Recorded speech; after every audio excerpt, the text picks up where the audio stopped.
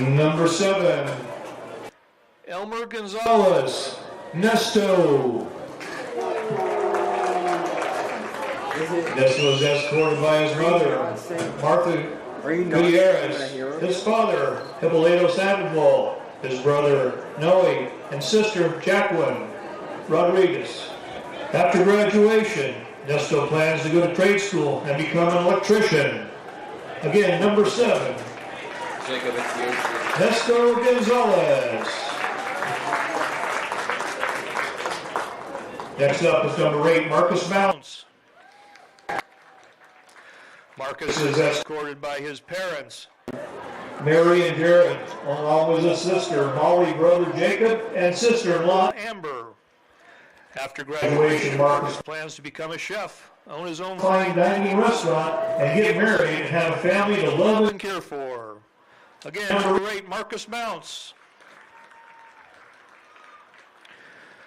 Our next senior tonight is number 11, Jackson Ruth. Jackson is escorted by his mother, Sherry Bonhaver, and father, Albert Ruth. After graduation, Jackson plans to attend the University of Arkansas and get a master's degree in business. Number 11, Jackson Ruth. Our next senior tonight is number 12, Benson Ashley. Benson is escorted by his parents, Jesse and Courtney, along with his twin sisters, Cooper and Marley, and his little sister, Andy Kate. After graduation, Benson plans to kick on a college football team while studying business. Number 12, Benson Ashley. Our next senior tonight is number 15, Jack Harrell. Tonight, Jack is escorted by his parents, Ben and Julie Harrell, along with his brother, Jet Harrell. After graduation, Jeff will be attending college in Colorado. Again, number 15, Jack Harrell. Number 20, Carson Wolf. Carson is escorted by his parents, Casey and Ryan Wolf. After graduation, Carson is planning to pursue a career in HVAC. Again, number 20, Carson Wolf. Our next senior tonight, number 21, Takarius Smith Jr. Takarius is escorted by his parents, Deisha and Ducaris Smith Sr. Again, number 21, Takarius Smith Jr. Our next senior up tonight, number 31, Corbin Norris. Corbin is escorted by his parents, Joy and Bud Norris, tonight. Our next senior, number 39, Landon Mays. Landon is escorted by his parents, William and Natasha Mays, and his sister, Lainey Mays. Landon plans to attend college to pursue a career in wildlife conservation. Again, number 39, Landon Mays. Next up, number 61, Alan Perez. Alan is escorted by his mother, Sylvia, his father, Jose, and his sisters, Jacqueline and Itza Perez. Again, number 61, Alan Perez. Our next senior football player tonight is number 69, Hunter Gaines.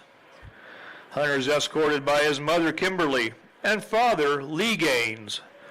Also escorting Hunter tonight is his grandmother, Millie Runco, and grandfather, Lonnie Runco. Again, number 69, Hunter Gaines. Our next senior ball player tonight is number 71, Keaston Walker. Keaston is escorted by his mother, Felicia, his father, TK, and brother, Kaysen. After graduation, Keaston plans to attend the university and major in business and marketing. Again, number 71, Keaston Walker. Our next senior ball player tonight is number 74, Aiden Liebert. Aiden is escorted by his parents, Josh and Natalie Liebert, sisters Sienna and Caprice, and brother Camden. After graduation, Aiden plans to attend college and pursue a degree in business. Number 74, Aiden Liebert. And our last senior football player tonight is number 79, Jim Riggs. Jim is escorted by his parents, Cade and Alexa Riggs. Jim will complete his high school requirements in December and will be attending NWACC in the new year. Jim plans to major in history. Again, number 79, Jim Riggs. Let's give it up for our senior football players tonight on senior night.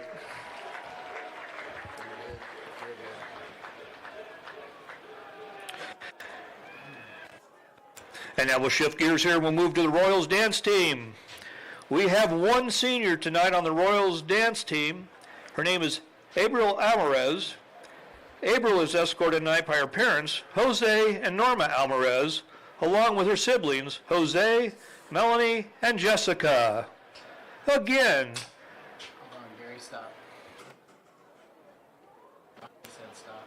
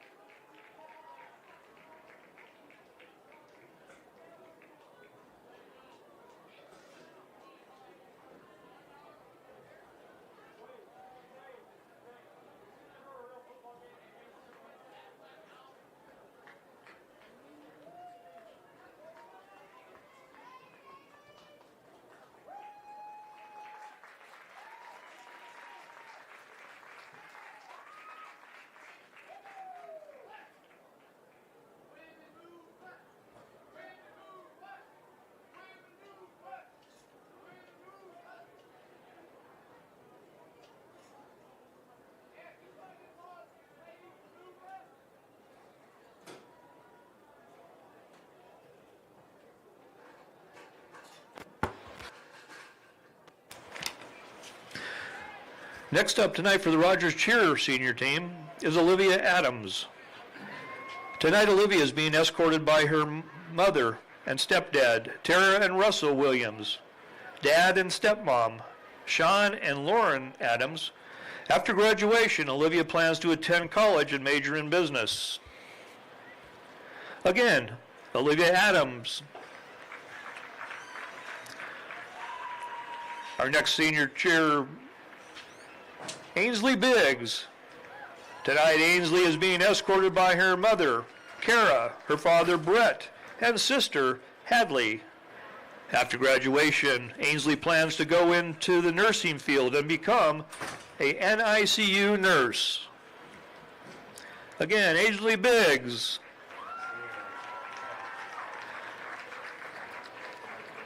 Next up is Stella Dennis.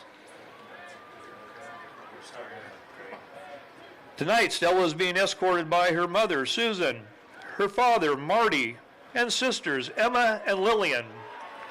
After graduation, Stella plans to attend cosmetology school. And again, Stella Dennis.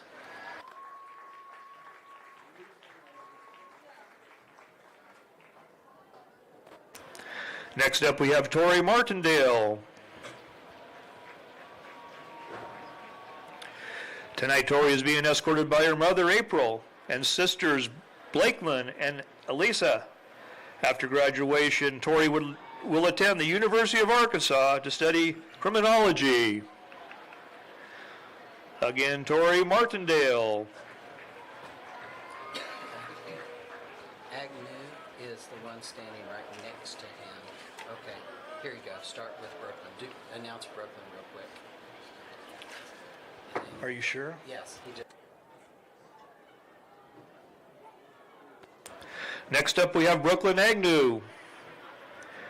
Tonight, Brooklyn is being escorted by her mother, Amy Martin, her sister, Taylor Agnew, her uncle, Corporal Billy Martin, and grandparents, Roy and Mona Martin. After graduation, Brooklyn plans to attend cosmetology school. Again, senior cheer, Brooklyn Agnew. Back over.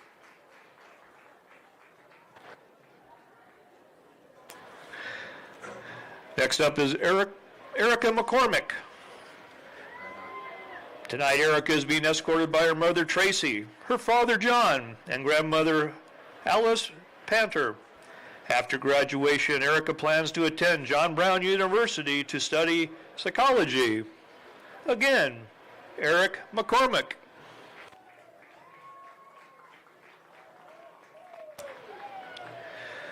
Next up tonight, Lauren Powell. Tonight, Lauren is being escorted by her parents, Jeremy and Tracy, and sister, Emma Kate. After graduation, Lauren plans to attend the University of Arkansas and pursue a degree in food nutrition and health before attending medical school. Again, Lauren Powell. Next up tonight is Ava Putnam.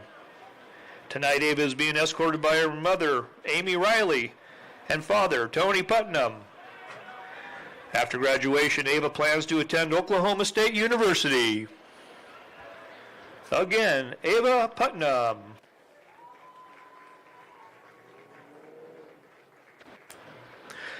Next up tonight is Mallory Riffle.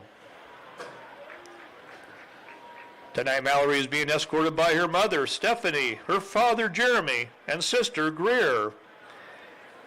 After graduation, Mallory plans to attend cosmetology school. Again, Mallory Riffle.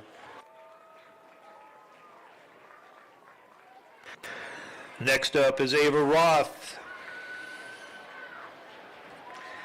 Tonight, Ava is being escorted by her mother, Krista Roth, her father, Matt Roth, and sisters, Adeline Hope.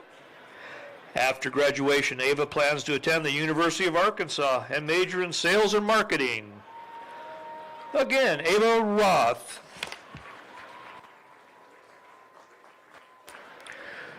Next up, Abigail Simpson. Tonight, Abigail is escorted by her parents, Erica and Brian Waldrop, and brother Ethan.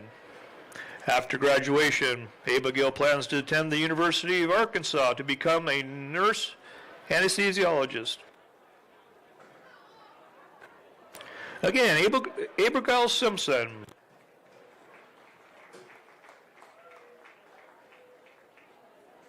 Next up, we have Shay Trishel. Tonight, Shay is escorted by her parents, Colleen and Dwayne. After graduation, Shay plans to attend Belmont University and study commercial music. Again, Shay Trishel.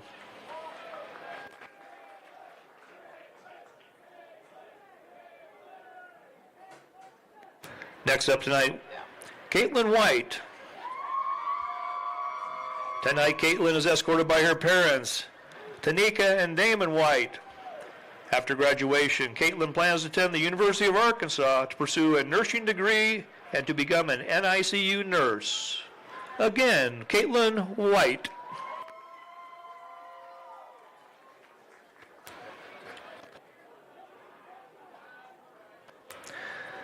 Next up, we have Madeline Wooten. Tonight, Madeline is escorted by her parents, Gary and Cindy Wooten. After graduation, Madeline plans to attend the University of Arkansas and major in architecture.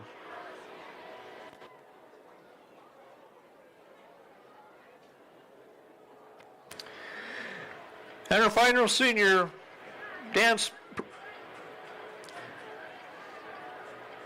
we have Shaylee Ford Wutzke. Tonight she is escorted by her mother, Jenny Ford, and David Wutzke, and Xander Ford Wutzke. Upon graduation, her plans are to attend the University of Arkansas to double major in apparel design and merchandising and music and minor in business. All right, Mountie fans, let's give it up for our seniors tonight on senior night. Congratulations to all of you, and thanks for participating in Rogers Athletics.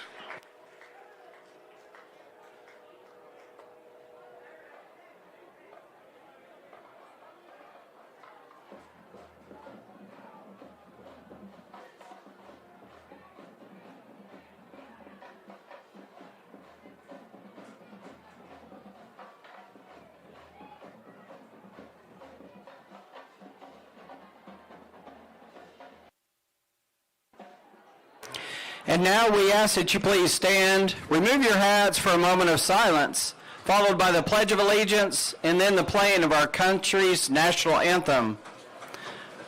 First up, our moment of silence.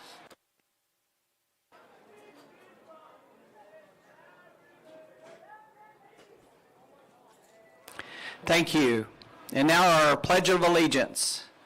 I pledge allegiance to the flag of the United States of America and to the republic for which it stands, one nation, under God, indivisible, with liberty and justice for all. Now, please remain standing for the playing of our national anthem by the Rogers Mounties High School Marching Band.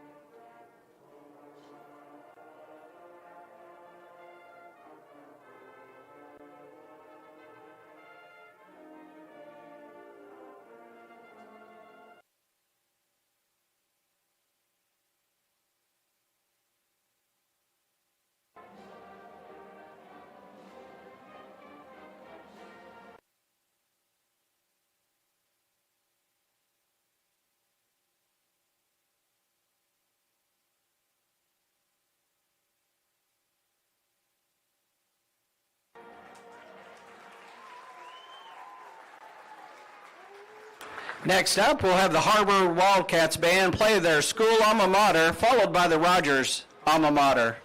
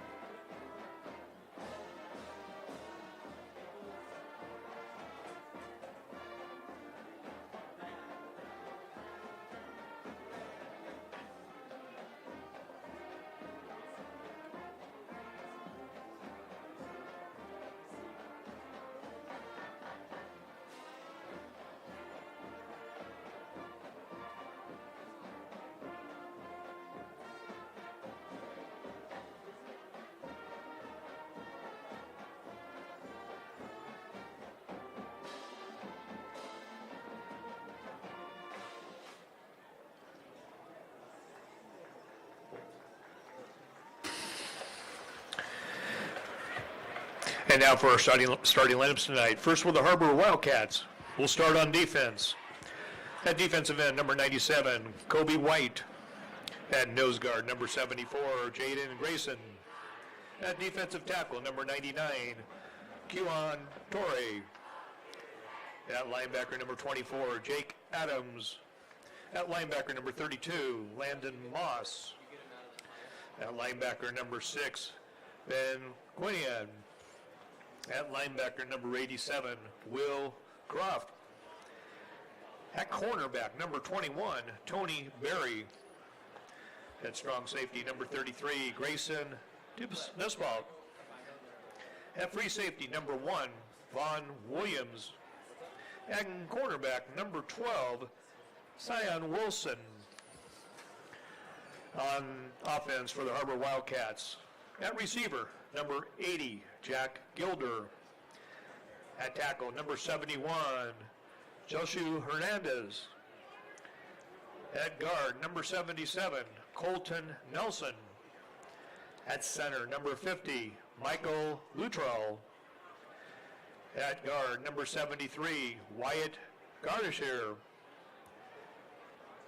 At tackle, number 75, Luke Gerlup.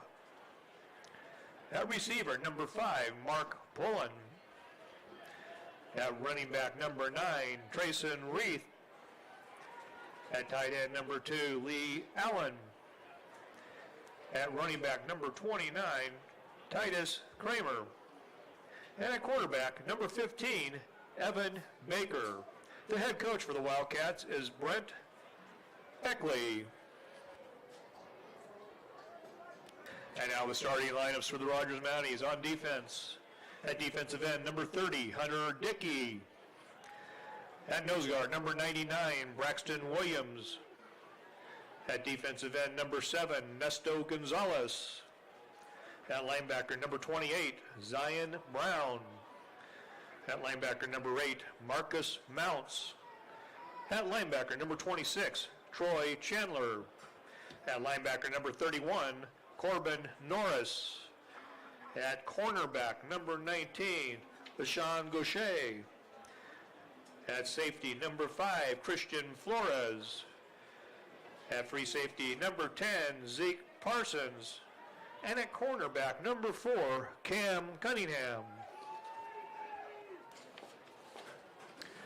Now on offense for the Rogers Mounties.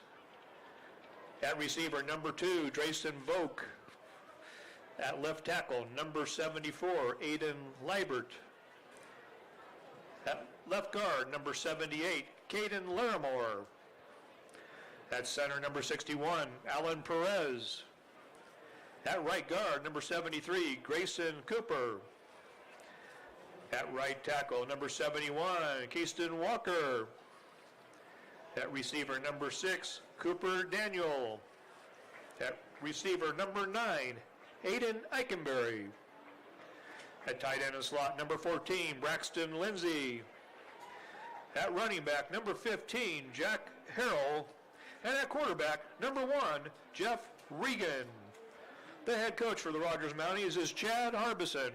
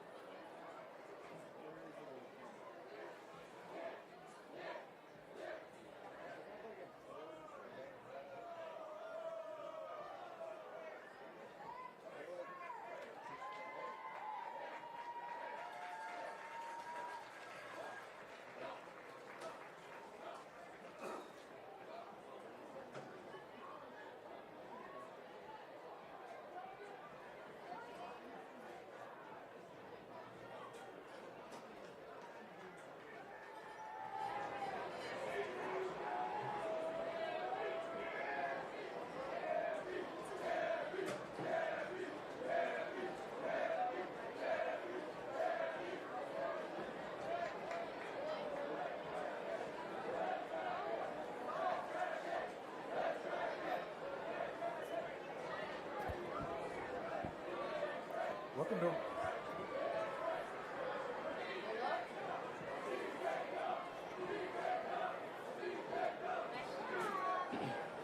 Welcome to Rogers High School and Whitey Smith Stadium and the home of the Rogers Mounties. We'll be with you in just a second. A little technical difficulty.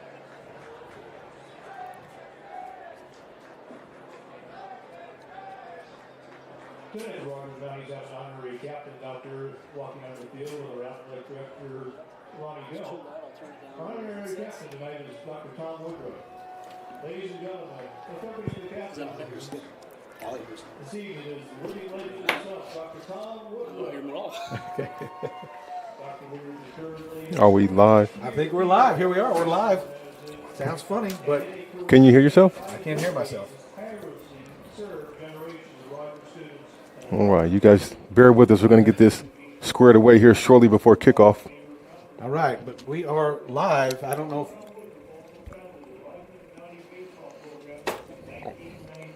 All right, we're about a minute from kickoff. We have all the seniors out there tonight standing for the coin flip.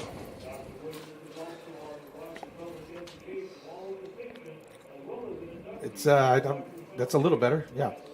It's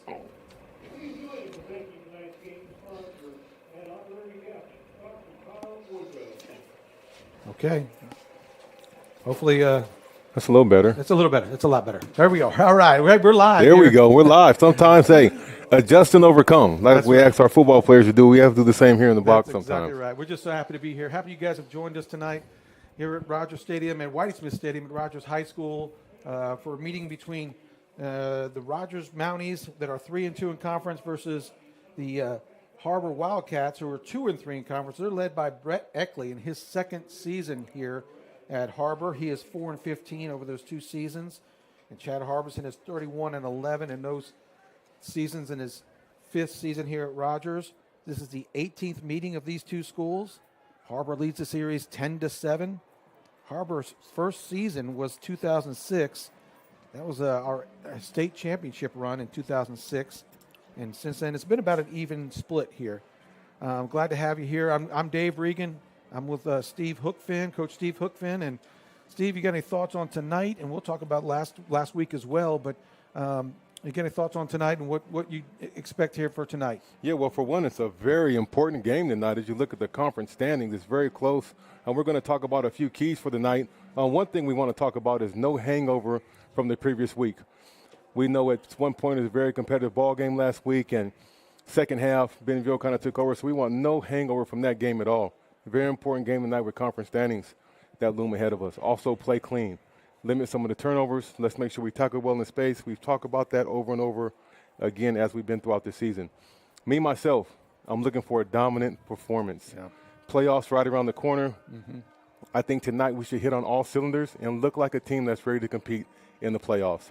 And most importantly than anything, we want these guys to have fun. You and I were talking earlier. Yep. This is the seniors' last time to strap it up. And some of them, this is their last time ever to put on the Mountie Blue. Mm-hmm. No, I agree. I want them to have fun.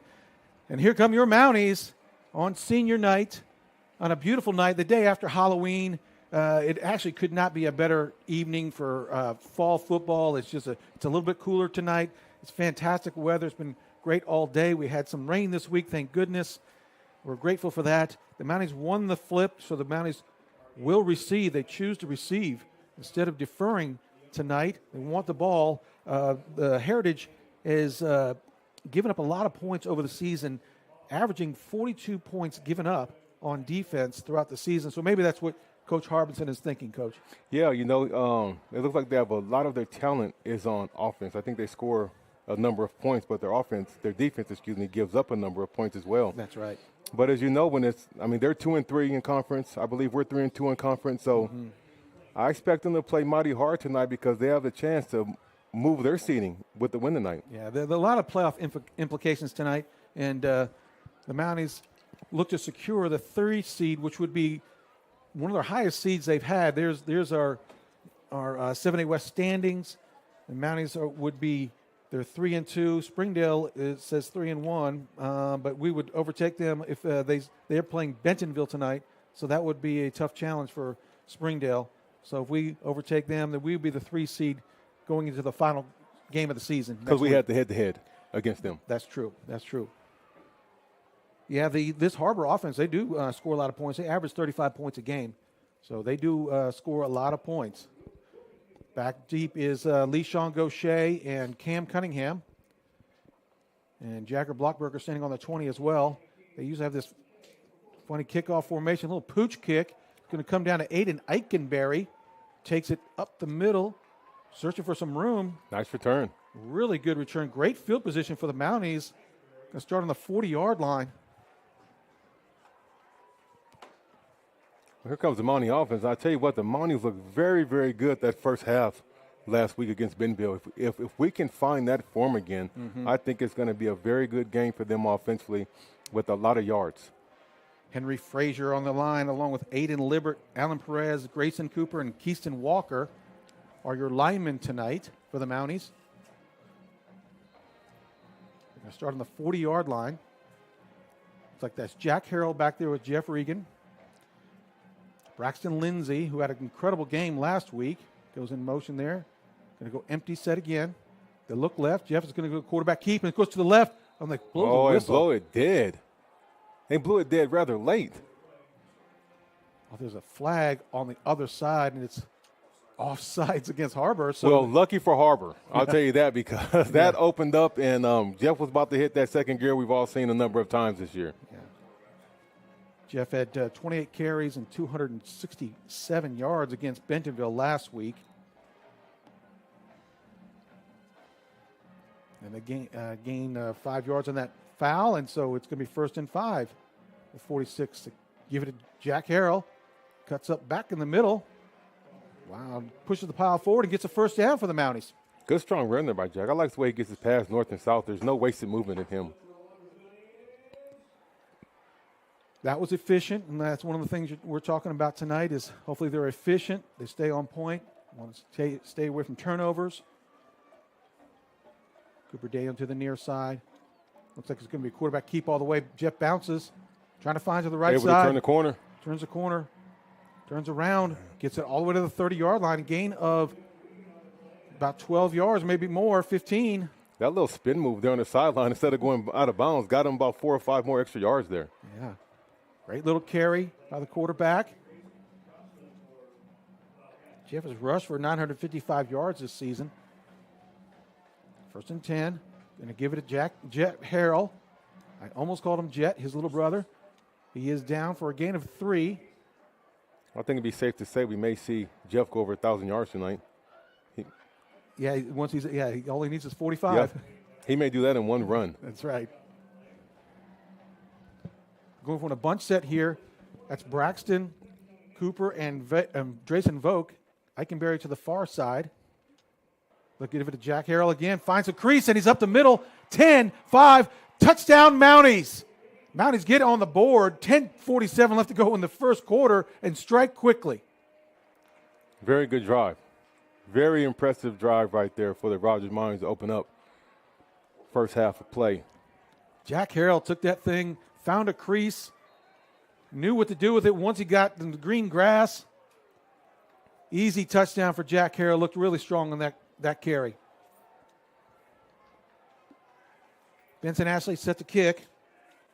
A.J. Francisco to hold. And the kick is good. That went quick. 4 plays, 55 yards for the Mounties. Not much time went off the scoreboard there, Coach. That was pretty efficient. No pass attempts? No pass attempts. No. I like it. All runs. All runs. It's old school football there. It is old school football. And it's something we like to see.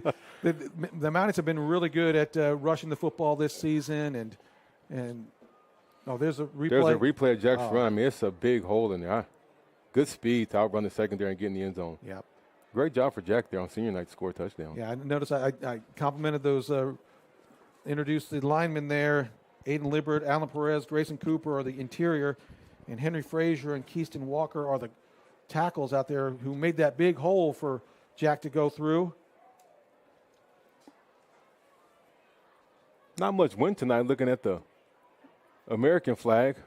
Yeah, it's died down. It was really a kind of a strange week with that sustained winds of over 20 miles an hour for 2 days in a row. Yeah. It was really, really kind of eerie going up into the Halloween. Yeah, it's a little spooky, as they say. Yeah. And here's Benson Ashley. Does kick it deep, and it's into the end zone. And that is a touchback. Well, I'll tell you what, I know this Mountie defense is looking to rebound from their performance last week, and I bet they're going to have their ears pinned back and ready to get after the Har-Ber Wildcats tonight. Benson Ashley has a 73% touchback rate coming into tonight's contest. And we'll see a Har-Ber right now. They're going to go empty set themselves. That's Evan Baker as the quarterback. He's looking to his right. He has a little bit of time, not anymore. Sacked by 30. Hunter Dickey gets to him. Well, we didn't call his name much at all last week, so I was very glad to see him get started early on in the ball game. That makes 8 sacks for Hunter Dickey on the season. They're going to go quick here is Har-Ber. Empty set once again. Diamond set here, going to the opposite side, tipped by Hunter Dickey. 2 plays in a row by Hunter Dickey. 1 sack, 1 knockdown pass. And that was really, you talk about his long arms, Coach, every week. He's one of my favorite players. You know, I asked him earlier in the week, I said, are you ready? He turns to me and asks me, he said, are you ready? I love it. Now, he plays with a world of energy, and like I said earlier, I know these guys are ready to get back and kind of redeem themselves from last week's performance. That brings up 3rd and 14 on their own 16-yard line. Rolling right is Baker, running out of room, does catch it. It's going to be short of a first down. It is going to be short of first down. That's Titus Kramer, number 29. It's going to bring up 4th down and a long 5, or a 5 exactly. It looks like they're going to keep the offense out there. Titus Kramer, who's had a really good season, number 29, has 17 rushing TDs and 3 receiving TDs. That's him in motion. They're just trying to draw him off they're going sides. to do a quick kick. Yes, sir. When you get back. Oh, okay, just stay away from it now. That's going to be down at least to the 36-yard line as the Mounties are going to take over on their second series, who had a very effective 4-play touchdown drive on their first series and looking to remain efficient on the night. Yeah, I think we'll see, talking to the coach, I think we'll see a little bit of Parker Nix tonight, more so than we have in the past games. Okay. And as I said, there he is, number 16. Look for him out wide and see if he can do some things and add to this passing attack of the Rogers Mounties. Yeah, Parker Nix. He's a junior. He's 6'2", 175. He looks a lot bigger than that. He does. I swear he's a lot taller than 6'2". There's Braxton Lindsay here to the near side, near numbers. There's Jack Harrell in motion. Jeff is looking left. They get it to Parker Nix. Makes a man miss a little bit. Tackled by Jake Adams. Gain of 4? Yeah, gain of 4 on the play. And as we talk him up, they throw the ball right to him. So good to get him incorporated early and get his feet wet a little bit. That's right. You're going to go empty set again. Xander Burke is in this time over at the slot. Xander looks like he's coming to the right. Lead blocking for Jeff. He's got some room. Trying to make a man miss outside. It's going to be first down for the Mounties. Good blocking out there by Braxton Lindsay, being unselfish. Braxton had himself a game last week, didn't he, Coach? With four he did. touchdowns. Oh, my goodness. And some of those grabs that he made were spectacular, to say the least. As good a catch as you'll see on Monday Night Football. Absolutely. We saw it for free. Jeff pulls it up, gets it. Drake's Volk going to get away from a guy. Drags him in. Good gain on first down there, about 8 yards.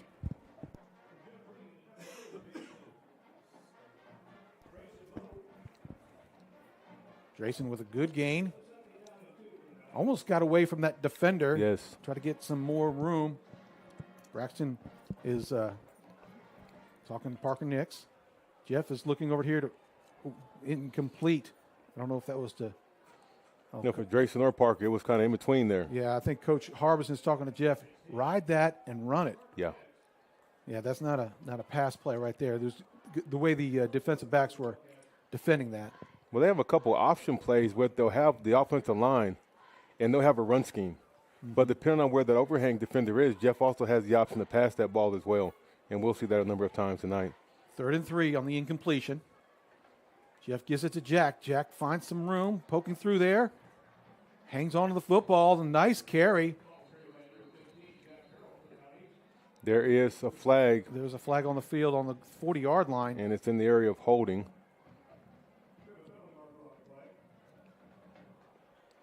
How's the refs conversating? Get it worked out. Jeff kind of pointed toward the face mask. Oh, okay. Good. That's going to be a face mask against the Har-Ber Wildcats. Alan Perez had his helmet off, and I think it was forced off possibly by defensive lineman. By the defensive lineman. He was going to come off the field, but I think if somebody pulls it off, maybe he doesn't have to come off. But yes. Personal foul against the Har-Ber Wildcats. It's going to extend the drive and extend that play. Going to bring the ball all the way to the 13-yard line for the Mounties. 1st and 10 on the 13-yard line. 8:52 left to go in the quarter. The Mounties are threatening once again. Jeff pulls it, trying to find a crease out here to the sideline, to the near side. Gets bumped out of bounds. Run out of bounds by Tony Berry. Looks like a gain of 5. They're going to bring her up 2nd and 5 from the 7-yard line. Or maybe a long 5. Clock stops as he goes out of bounds.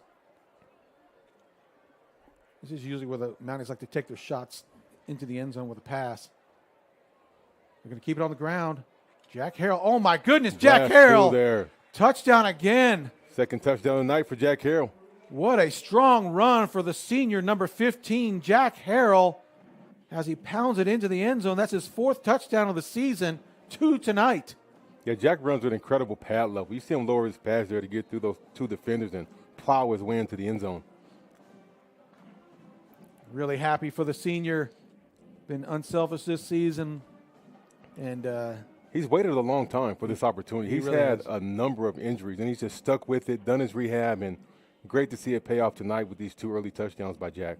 Benson Harrell with Benson Ashley with the point after attempt, and it's good. 7 plays, 64 yards on that, with a couple of completions on that one, but basically kept the drive on the ground. Yeah, the offensive line is dominating the line of scrimmage, and we talked about earlier, a dominant performance that we wanted to see tonight. And we just want them to look like they're primed and ready for a good playoff run. And so far, they look like that type of team. And if they continue like this and get to the playoffs, we'll be hosting a playoff game once again. Right now we hopefully be sitting at the 3 seed. And we'll talk about, that later on. I drew up a little I see you got a bracket over there. Bracket. It looks I got a bracket all drawn up, and it looks like March Madness going over there with right. your bracket. Yeah, it's a preview. It's a rough draft, but it's in pencil. Benson Ashley here to set the kick. Mounties up 14-0, 8:36 left to go in the first quarter. Excuse me. That ball is way in the end zone. Benson Ashley again, deep.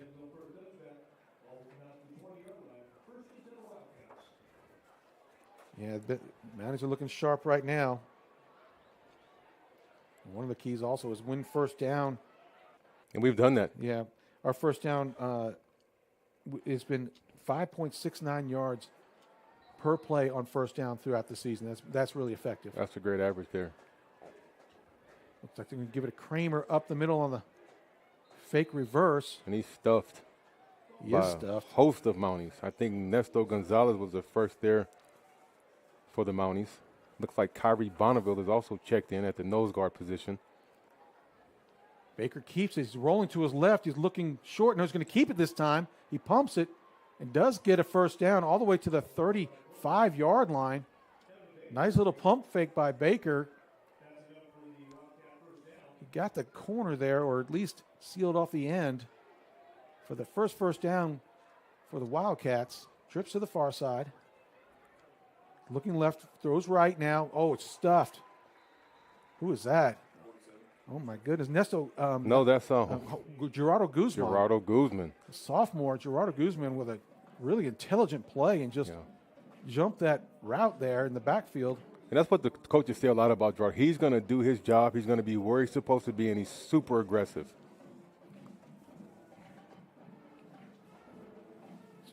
Baker is back there with Kramer. Looks like he's going to keep it. Finds a little room to the outside here. He's got a lot of room. He has a crease. He's got the 50. He's past the 40. We got Christian Flores does chase him down, but not after a nice gain for the Har-Ber Wildcats all the way to the 20-yard line of the Mounties. Looks like they found a little something on this side with that run-pass option.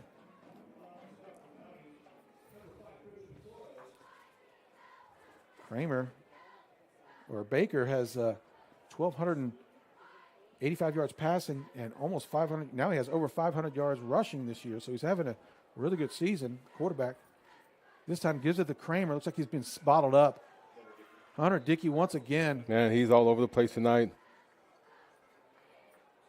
Yeah, loss of 4 yards. Kyrie Bonneville steps out.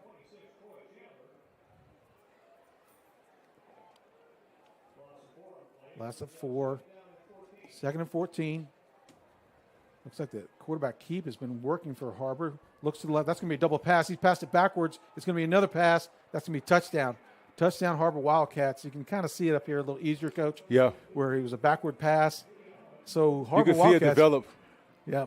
Har-Ber Wildcats do get on the board. Well, they're going to pull out all the stops. We talked about it earlier. This is a very, very, very important game for both teams. If Har-Ber is able to knock off the Mounties tonight, that's going to really change their seeding for the playoffs. It's going to make us both 3-3 in the conference. No doubt.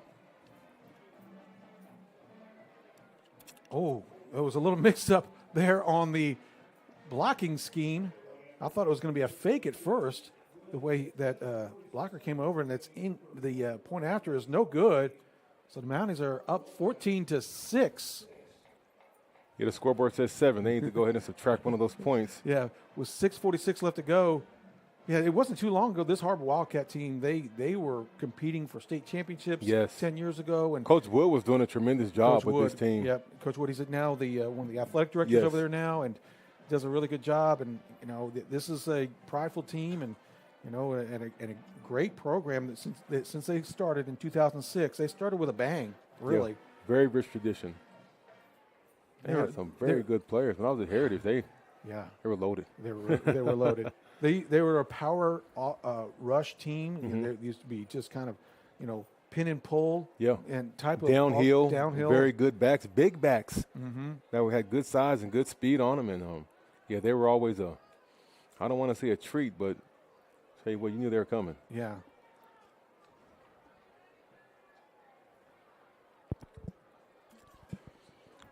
When the Mounties set to return, I'll be anxious to see if they do another sky kick and give us some good field position. Mounties are 2 for 2 on their possession so far.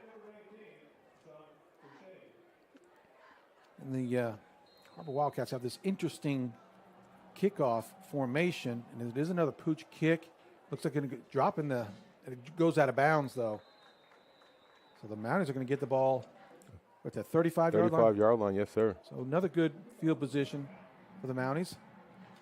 Well, we haven't thrown the ball to Braxton yet, so I anticipate that to be coming very soon. Yeah, Braxton had a wonderful, wonderful week last week.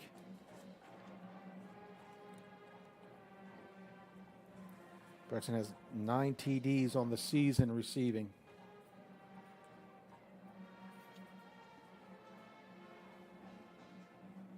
So trips to the far side, Braxton, Drayson Vogt, and Eichenberry. Parker Nix to the near side. Jack Harrell to the left of Jeff. Jack goes in motion, empty set now. Jeff is looking to the left, finds some running room, finds a crease, makes a man miss. Is 33 going to get him, 33 Coach? doesn't stand a chance. 20, 10, touchdown, That's 1,000 Mounties. yards on the season right there. I guarantee you that's 1,000 yards for Jeff Regan on the season. Nice crease, and he just makes a man miss in the open field with a little bit of a head fake and a weight transfer, and then he's off to the races. Was that our center that pulled and sealed the edge on that for him? It may have been. I think it was. What a great little run there. Well blocked. Nobody even touched him, I don't think. No, and that's 33. At one point they were even, but Jeff's legs were turning over much faster than 33's legs were. Yeah, he just hit that hole and found some daylight, and it was gone. Benson Ashley, kick is up and good. The Mounties are up 21-6. Wow, with 6:34 left to go in the first quarter. This is going to be a high-scoring game. For the Mounties. Yes, it is. But I do think Har-Ber has more tricks up their sleeve.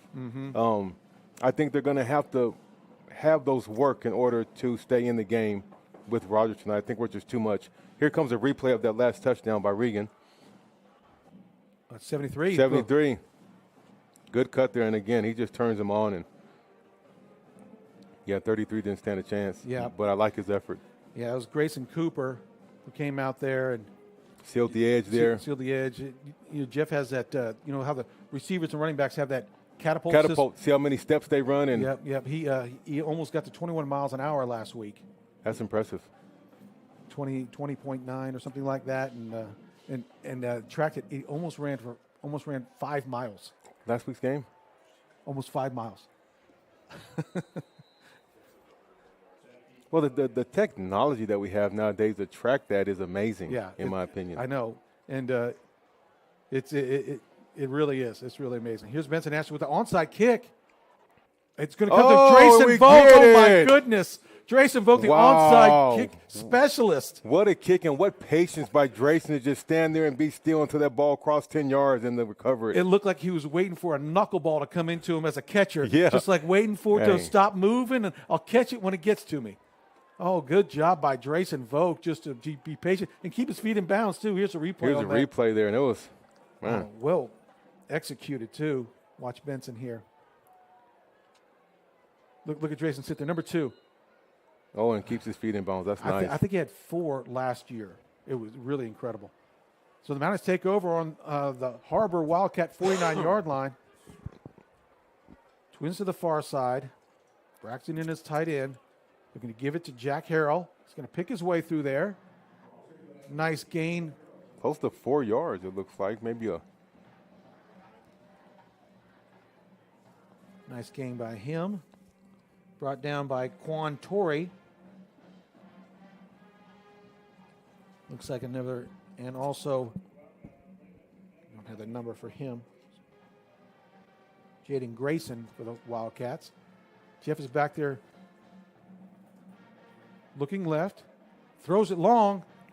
It's Parker Nick. Oh, that's great. That's Braxton Lindsay. Braxton Lindsay, the similar size guys and similar number. I thought it was Parker. Great catch by Braxton. That ball's on the money, right in stride. I knew they'd have to call this number soon.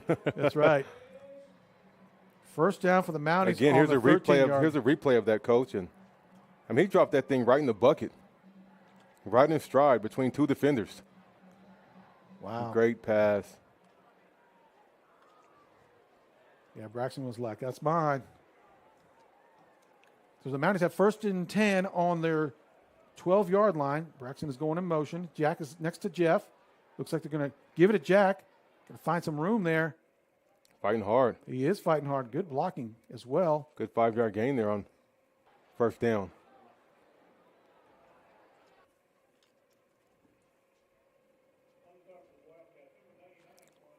Mounties can get a first down. Coach Brill is calling the play in here for Jeff. 2nd, maybe 6. Yep. And got Vogt and Cooper Daniel here to this side. Jeff's going to keep it. He's looking for Braxton. And Braxton does have it. He's going to walk in the end zone. Touchdown, Mounties. That's another touchdown for Braxton Lindsay. Looked a little bit too simple to me, Coach. Yeah, it did. He's wide open. Good play design there. And that brings Braxton's total to 10 receiving touchdowns on the season. That's fantastic. It's the efficiency you're looking for. You mentioned it in the pregame, want to be efficient. Look clean and look dominant. Mm-hmm. And so far we've done that with the exception of the double pass by the Har-Ber Wildcats. 4:49 left to go in the first quarter. Kick is up and good. Mounties are up 28-6. in the first quarter with almost 5 minutes remaining. Folks, if you're just joining us, you might want to rewind a little bit. There's been a lot of action in the first, what is that, less than 8 minutes in the go? Yeah, here's a replay here of the last touchdown by Braxton Lindsay as he flips into the flats. So he comes across the formation and flips right under that end. And there's nobody there to guard him, and the defensive backs are guarding the Volk and Cooper Daniel out there, so they didn't come up, and looked simple enough to me. That's a pretty easy throw and catch. Looked like a pick and roll in a way. Yeah, it did. It was very effective. Again, they brought him across the formation, which makes them hard at the snap of the ball to cover him in the flats over there. That's 4 plays and 49 yards. Another 4-play drive. The first series was 4 plays. Yeah. This one was 4 plays. That's incredibly efficient. Yeah, the Mounties are hitting on all cylinders tonight offensively. Over 200 yards on offense so far. Benson Ashley set to kick. Back deep's number 13, Chandler Moore for Har-Ber. That's number 3, excuse me. Austin Sandoval. And it will be a touchback again as his touchback average keeps increasing. Yeah, what's his percentage? I know it was It high was 70s. It was 73% coming into the game, so it's 3 for 3 so far.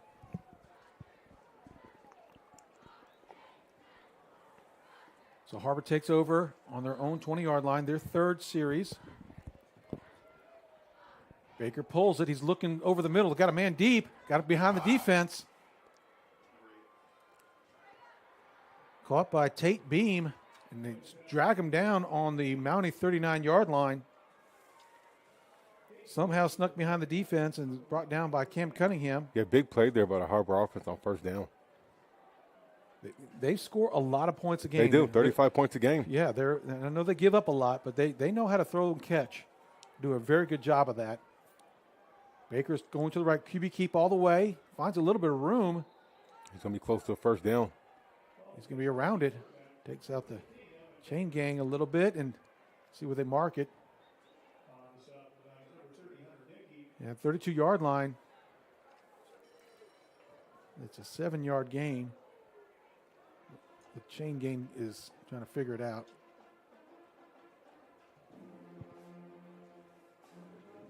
We'll wait till the chains get set before they start the next play. So this is 2nd and 3. So Evan Baker, quarterback, lefty for Har-Ber. Back to pass, looking to his right, looking to his left again. And they're all over him. Ball's on the ground. They counted it down. They counted it in, what do they call that, Coach? Hunter Dickey is there. Cam Cunningham was back there as well, trying to get a piece of it. His forward progress was stopped. They must have blown the whistle, and of course we can't hear it up here in the booth. Loss of 5 yards on the play. Har-Ber's going to go quick with trips to this side. Empty set for Baker. Baker's looking right, swings it back to, that's Titus Kramer. Sure-handed Titus Kramer's had a wonderful season so far.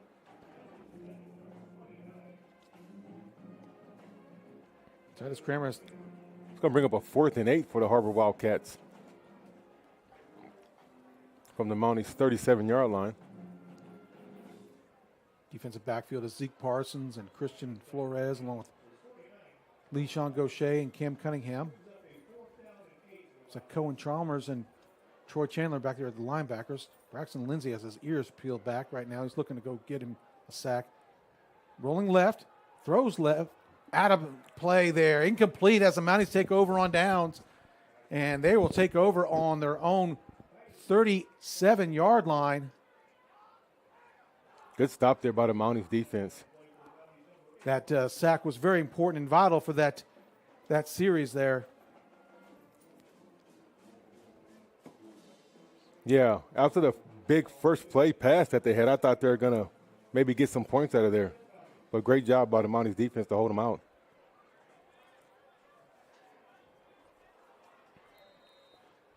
Mounties back on offense. Parker Nix and Jason Volk to the near side. Eichenberg to the far. Jeff gives it to Jack Harrell. Picks his way. Not much room on that first down carry. It's like number 6. It was Ben Quinlan.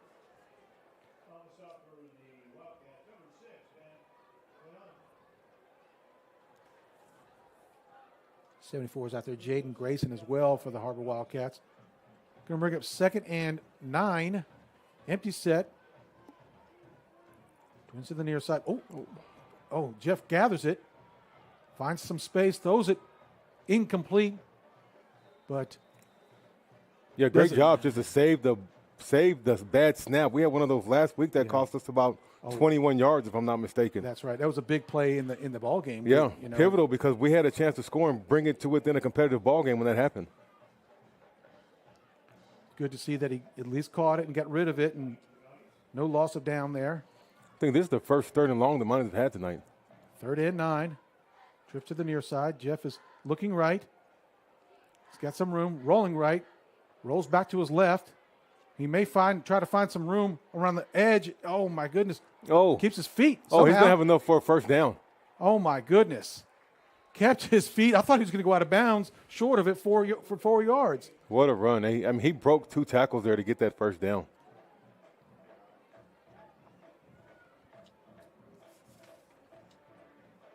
Brought down by Quan Torrey eventually, but not after their first down. So Mounties got a first down on the 49-yard line. Here goes replay of that last play.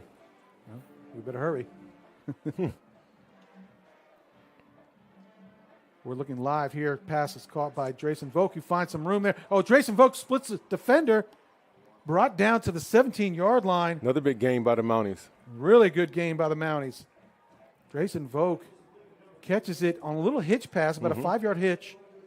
Splits a defender as he just shed him off his shoulders. Gain of 31 yards on the play. Good to see Drayson back involved again. Yeah, he didn't have many targets last week against Bentonville. I just think that Bentonville defensive backfield is one of the best we'll see all season. Yeah, I agree. Until we get further in the playoffs, I think it's one of the best. Jeff hands it and looks like he's going to keep it, find some room on the far side. He's going to try to get to the pylon, and he's going to get there. Jeff Regan, touchdown Mounties. 19-yard carry around the end as the Mounties score again, still in the first quarter. 1:51 left to go in the first quarter, 34-6. I know it's tough, but you cannot let Jeff get to the sideline. I would funnel him back inside towards all the trash, but he keeps getting these free opportunities to the sideline, and when he gets there, we've seen it time and time again, very dangerous.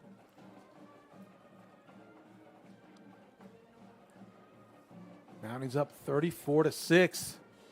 Still in the first quarter. Benson Ashley kicks it up and good. A.J. Francisco on the hold. Marcus Mounts is the snapper.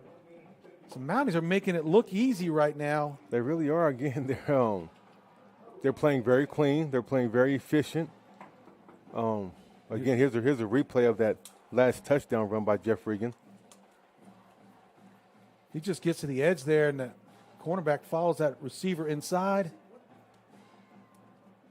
Easily gets to the pylon for another touchdown for the Mounties. 5 plays, 63 yards in 2 minutes. I mean, we're scoring at a high clip right now. I mean, 35 points in the first quarter. Yeah, that's pretty good. So we're on pace to score 140 points if my math is right. I know it's not going to happen, but yeah.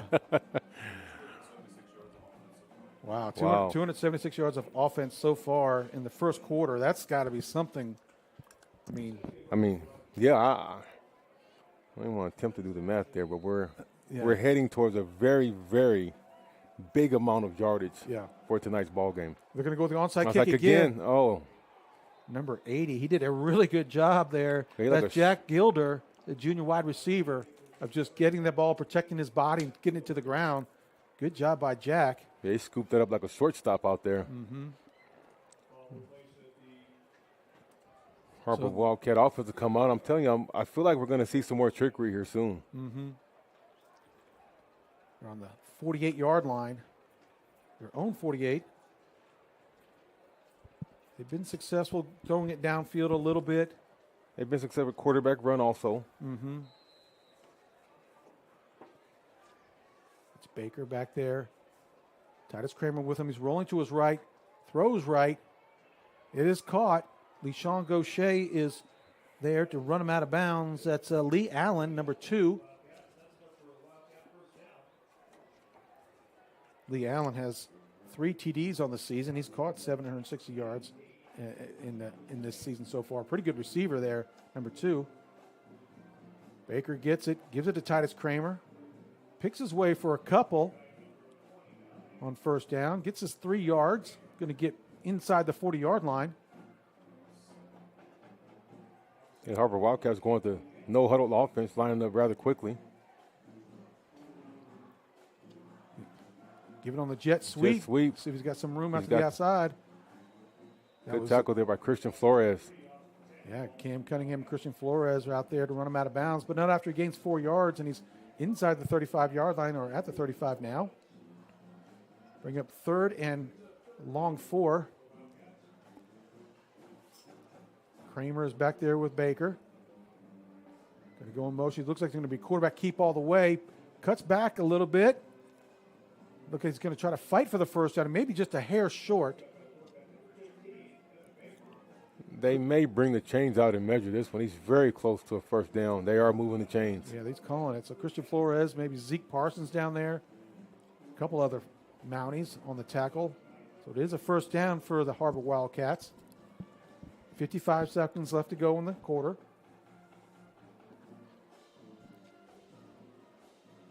Baker gives it to Kramer. Kramer picking his way again. Bounces a little bit. Zeke Parsons. Christian Flores out there to wrap him up. Troy Chandler on the bottom of the pile again. No, that's Kyrie Bonneville coming out now. As Braxton Lindsay checks in. Going to bring up 2nd and 5.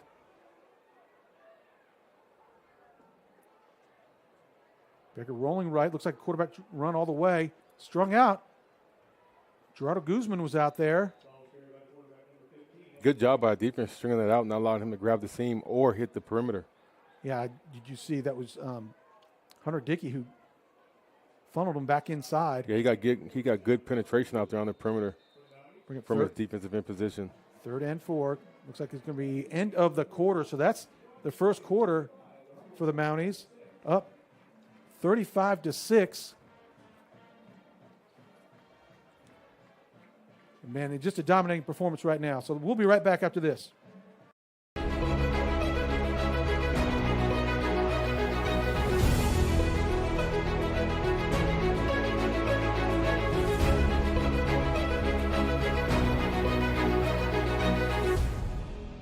The roof is the home's main defense against the elements, so services like upkeep, repairs, and upgrades are vital. David's Roofing is the only roofing contractor in Northwest Arkansas that has a prestigious Select Shingle Master rating from Certainty. With David's Roofing, your roof is in good hands. And welcome back to Rogers High School, home of the Mounties. The Mounties hold a 35-6 lead going into the second quarter. And boy, oh boy, it's been a productive first quarter for the Mounties. They've done everything right. 0 penalties in the first quarter, which is amazing and a feat in itself for the Mounties. And a rarity, if we're honest with ourselves. I mean, we're known to have a couple dead ball penalties, a couple offside penalties early on as we calm down. So, again, we talked about earlier, a clean football game, and it's been that up to this point. Yeah, we've got 41 dead ball penalties on the season so far for 214 yards. So to not have any, at least in a quarter, is really good to see. Har-Ber Wildcats are drone look right now from the. Oh, it is. That is the drone look. That's nice. Mr. Anderson is and his team have the drone going. As soon as we talk about no penalties, is that on? Yeah, I jinxed him. Yeah, it happens. Announcer's jinx is right. So that's going to push it to a first down on the 20-yard line for the Wildcats. They're now in the red zone. Baker pulls it, rolling to his Hunter Dickey all over him. Oh, boy, tears him down, too. Forward progress is taken at the 27-yard line. It's a 7-yard loss for Hunter Dickey. That is now his 8th sack on the season. I think it's his 9th sack. He started today with 7. That's right, his 9th sack. That's 2 for the night. That's right. Baker, a little hitch pass out there to Lee Allen. Troy Chandler is up there to wrap him up, run him out of bounds. Christian Flores out there as well. Great job by Troy running sideline to sideline. He read it well as well. Clock does stop. No, clock is running. 3rd down and 13. This is definitely 4-down territory for the Wildcats. Kramer in motion. Baker is looking back. He's getting pressured. He finds a little crease, finds a little room. He's got some more room. Oh, tripped up and taken down at the 11-yard line by Zeke Parsons. Good job by Parsons coming up and saving that tackle, because if he doesn't tackle that guy, that's a touchdown for sure. Hey, Evan Baker's a really good quarterback. You should see he saw his speed there and his elusiveness. He's a big guy, 5'11", almost 200 pounds. Yeah, he's powerfully built. You can see it, and he moves well. And we're at 4th and a short 1 for the Wildcats. They bring him in tight. There goes Kramer in motion. Look at the quarterback keep the whole way. Baker has found a crease, and he's going to get in the end zone. That's going to be touchdown Har-Ber Wildcats as Evan Baker scores on a quarterback keep, a little bit of delay, and finds a room and gets into the end zone as the Har-Ber Wildcats score again. That quarterback run has been their most effective play tonight so far. So we're going to come in for a 2-point conversion, Coach. That's Bryce Owens, number 7, the quarterback. And the coach went out and talked to the umpire out here, told him that somebody is eligible. Yeah, now Bryce Owens was the Rogers Mountie at one time. Yes, I coached him a bunch. He's, just a great kid, really nice kid, funny. I mean, he's good really sense of humor. Great sense of humor and a great talent too. Look at him. He is. Great talent. Gonna bring him in motion here. They do go for the 2-point conversion on the end around, and he gets in the end zone. A couple tackles to get in there. That's Lee Allen for the 2-point conversion. So they do get it to 14 now. Mounties are up 35-14 with 10:17 left to go in the second quarter. As the Har-Ber Wildcats put some more points on the board, Coach. Yeah, I mean, good impressive drive again, aided by the big run on 3rd down by the quarterback, which made it 4th and 1, and then he's able to keep the ball again for a touchdown. It looks like we had him sewn up in the backfield. He just kind of squeezed through there. He's strong enough to get through a couple of arm tackles and almost broke it there, and that was a big play by Baker. Yeah, 5'11", 200 pounds. That's a well-built young man right there. It sure is.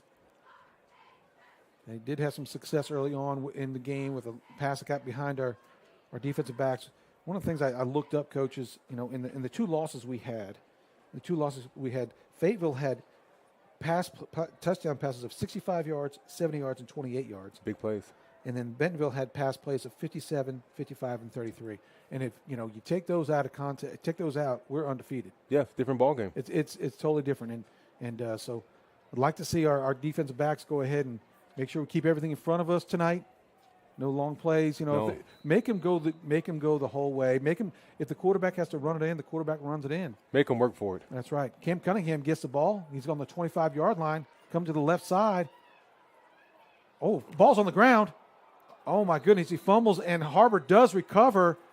So Har-Ber will get a short field on their 31-yard line as they take over. Cam fighting for extra yardage there and puts it on the ground, just trying to fight a little bit further. Yeah, that's just extra effort there by Cam, and he had the ball a little loose from his body, and the defenders were able to poke it out as Cam was going down to the ground, and Wildcats recover. We see A.J. Francisco check in. At safety there, coming in for Zeke Parsons. And looks like Mounties have called a timeout. I think they're calling a timeout to get Zeke back in the game, possibly. Yeah, it looks like he had some equipment issue. And Mounties do call a timeout, kind of regroup because the defense was just on the field. Yeah. They're expecting to take a little breather. Yeah. Let's talk about what was going on. How can we defend that quarterback keep? He's faking to Kramer, the running back number 29. Evan Baker's keeping it, and the quarterback is kind of gashing us a little bit right now. They want to talk about it, but haven't had a chance. Yeah. Maybe that's why they call the timeout here, Coach. Smart timeout, in my opinion. Kind of regroup, as you said, talk about it a little bit. Just came off the field. Also a time to get Cam to kind of catch his composure and get himself back together for this next big series by the Wildcats. And again, see if we can hold him out the end zone here.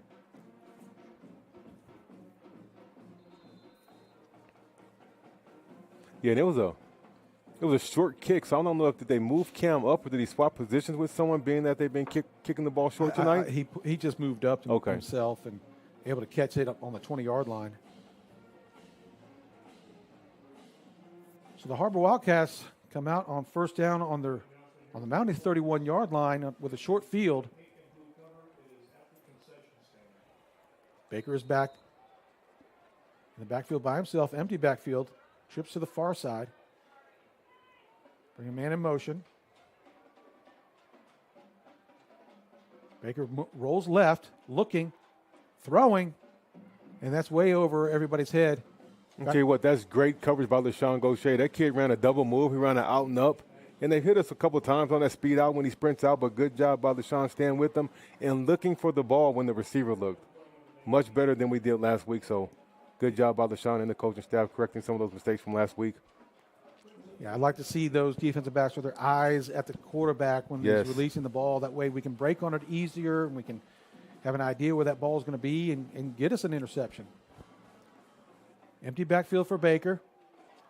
2nd and 10. Rolling back to his right. Cuts it on a bubble screen here to Kramer. He makes a couple of guys miss. Mounties do catch up to him, but not before he gets about 8 yards. A little tunnel screen it should be. Titus Kramer, a pretty good athlete out there for Har-Ber. Zeke Parsons was on the tackle along with another 3 or 4 Mounties. And Hurson Cruz as well. 3rd down and 3, a long 3, maybe 4. Kramer's back there with Baker. Coach is looking to the side, or Baker's looking to the sideline to see if he changes it. Rolls left, looks at the quarterback run all the way, finds a crease, does get the first down. Almost had him in the backfield. Yeah, Jackson moves about there. He was able to slip through the tackle of Jackson Ruth and pick up what looks like enough for Har-Ber Wildcat first down. Helmet does come off. Christian is on the bottom there. I think Campbell Madsen was there as well. Down lineman, sophomore. 1st and 10 on the 19-yard line. Looks like they shift to the heavy side to the near side. Bryce Owens is at that quarterback, gives it to Kramer. That's a little bit of a crease. Pretty good game by the Wildcats, gain of 5. Going to bring up 2nd and a short 4, maybe 5.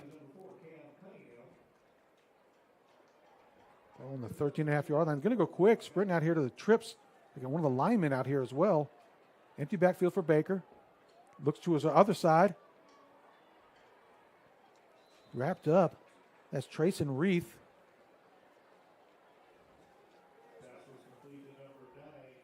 Jackson Ruth on the tackle there. Along with Cohen Chalmers, number 49. Going to bring up 3rd down and 2. They use all the field, don't they, Coach? Yeah, they go do. Sideline to sideline. Yes, sir. Big 3rd down play here for the Mounties. Same shift they had before. The quarterback kept it. This time Kramer gets it, finds a crease up the middle, and a nice push, and it's going to be touchdown Har-Ber Wildcats. As he just pushed his way all the way to the end zone, found his way behind a couple of linemen that escorted him in. Got a player down the field. Looks like Hurson Cruz down on the play for the Mounties. Hate to see that.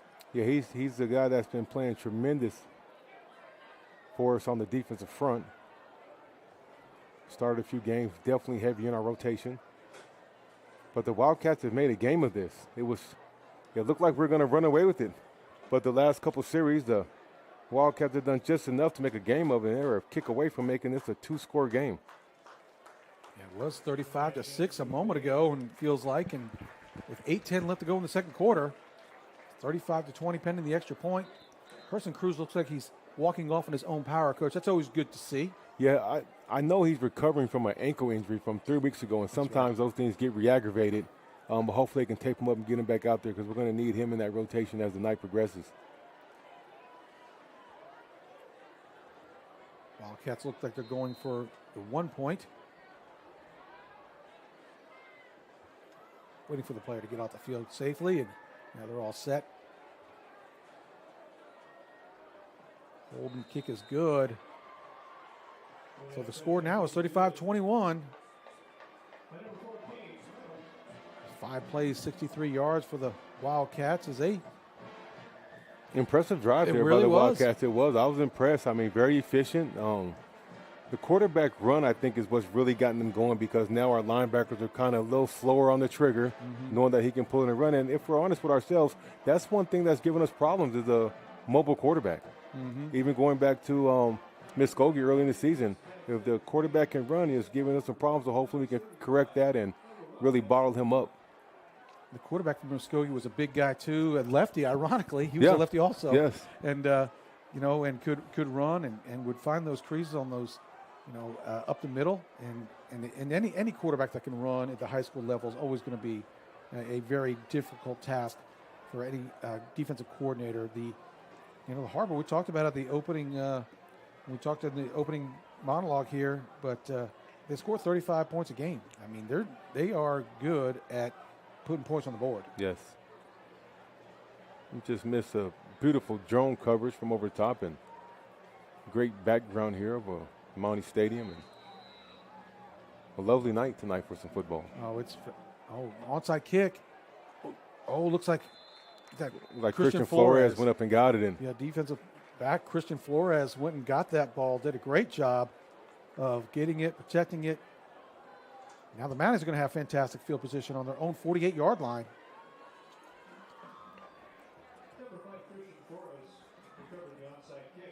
This will be their 6th possession.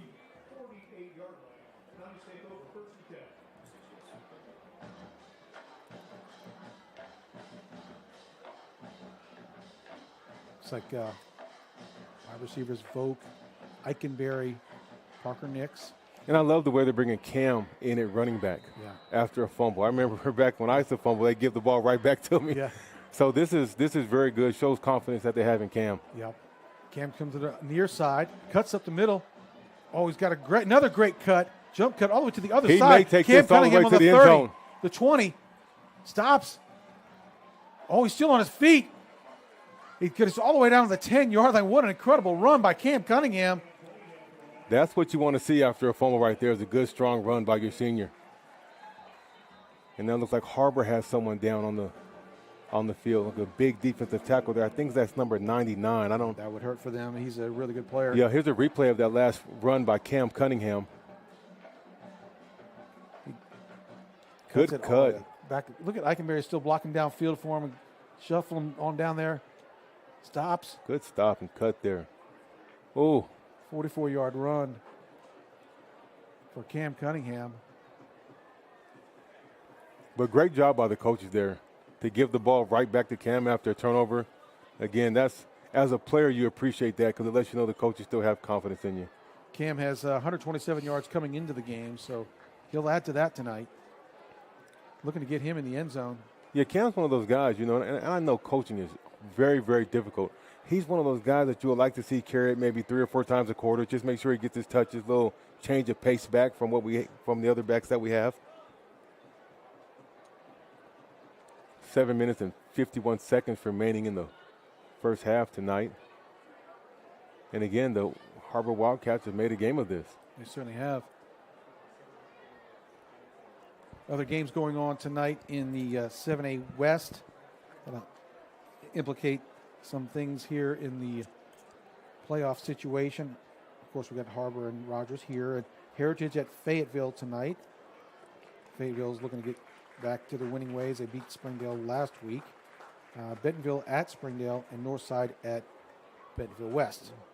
Those are the games in the West tonight. We'll be keeping an eye on those games as well. Oh. The Hogs got a big one tomorrow. Yes, they do. Ole Miss is in town. Hotty Toddy coming to town. That's right. And you know when away teams come to stay, they stay in Rogers, Arkansas. Yeah. They stay right there at the Embassy Suites. Embassy Suites. That's like 3 miles from this campus. It's really just a really kind of a neat thing to see the Ole Miss and everybody's buses. Snap is given to Jack Harrell. Hit hard. A nice hard carry, tough carry for Jack Harrell. Gain of 3 or 4. Gets up, his jersey's all wrinkled, like he's been in a fight down there at the bottom. In a scrum down there under that pile. Yeah, he is a rugby player. I'll tell you what, that's a tough place to be under that pile as a running back, I promise you. Twins to the near side. Braxton is in the slot. Coming this way. Jeff is looking to pass it. No, keeps it. Tries to find a crease. He's in the there. end zone. Touchdown Mounties on an 8-yard carry by Jeff Regan up the middle. He's lifted in the air by Braxton Lindsay. Yeah. Oh, you love to see that, right? Yeah. Just happy for your teammate. Yeah, it's light work for him. Jeff is up to 162 pounds, so. Yeah, he's so strong. I mean, you wouldn't think it, but the way he breaks tackles and keeps his feet moving and can start and stop on a dime, I'm just glad we got him back for another year. Yeah, well, he squats 460 pounds, so it'll be over 500 next year. Yeah, that's impressive. Benson asking him for the extra point. He's going to be getting a lot of practice tonight on that PATs. Yeah, he is. Him and AJ and Marcus Mounts. Again, in that touchdown drive set up by the run by Cam Cunningham. Yeah, it was a great run. He had the big 44-yard run to open the drive. 3 plays, 52 yards for the Mounties. Yeah, Cam is starting to rack up some yards this season so far. He gets it up close to 200 yards carries for the season for Cam Cunningham. Is that Jeff's 3rd touchdown run of the night? I think it is. Yep, I think it is. With 140 yards rushing, yes. And we said earlier, eclipsed the 1,000-yard mark for the season, which is always impressive with another regular season game to go. Yeah, 328 yards of offense in the first half for the Mounties. And I'm sure they'll probably have another 2 or 3 possessions before the half ends. Yeah, normally when we score this many points before the first half, it's a running clock. But Har-Ber has put some points on the board to keep this from a running clock in the second half. Benson doesn't quite get all of this one. The ball is going to go out of bounds.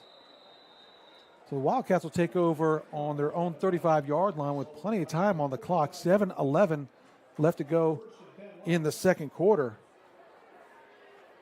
Yeah, Ben's not happy with himself on that kick, and he and Har-Ber have a little conversation on the sideline there. And I'm sure he'll get that fixed the next time he gets an opportunity to kick off.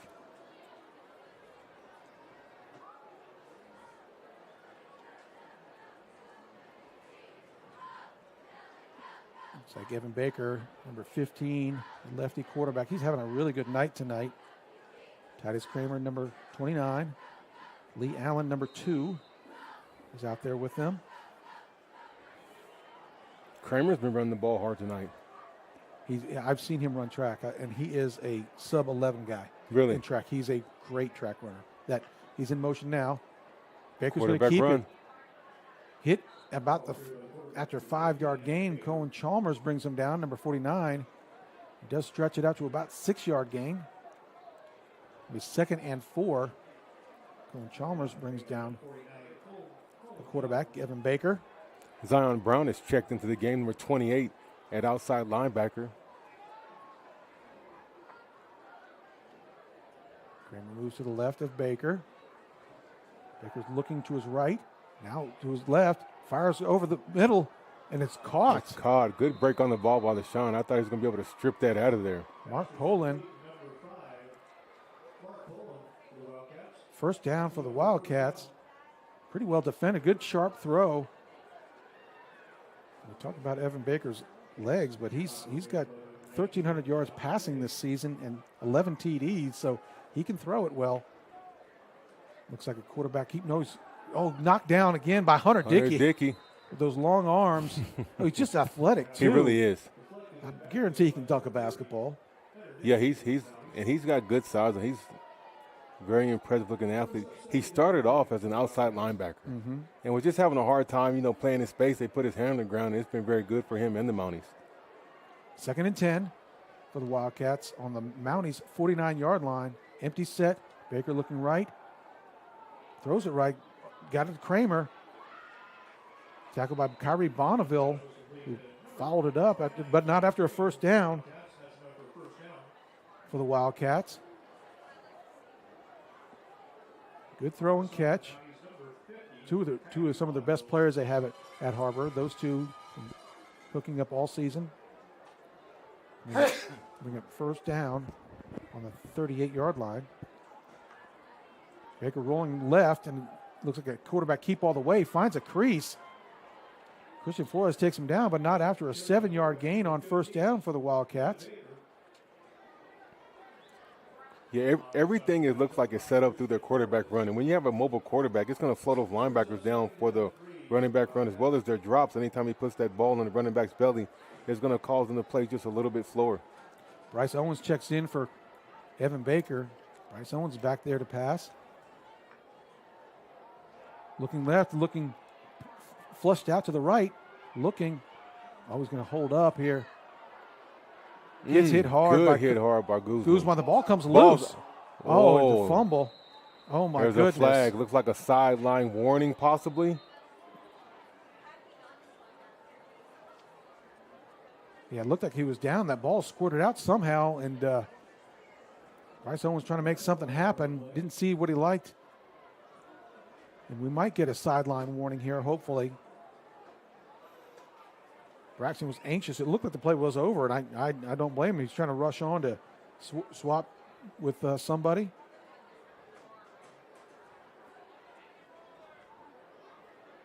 Legal participation. So that is going to give us the Har-Ber the first down.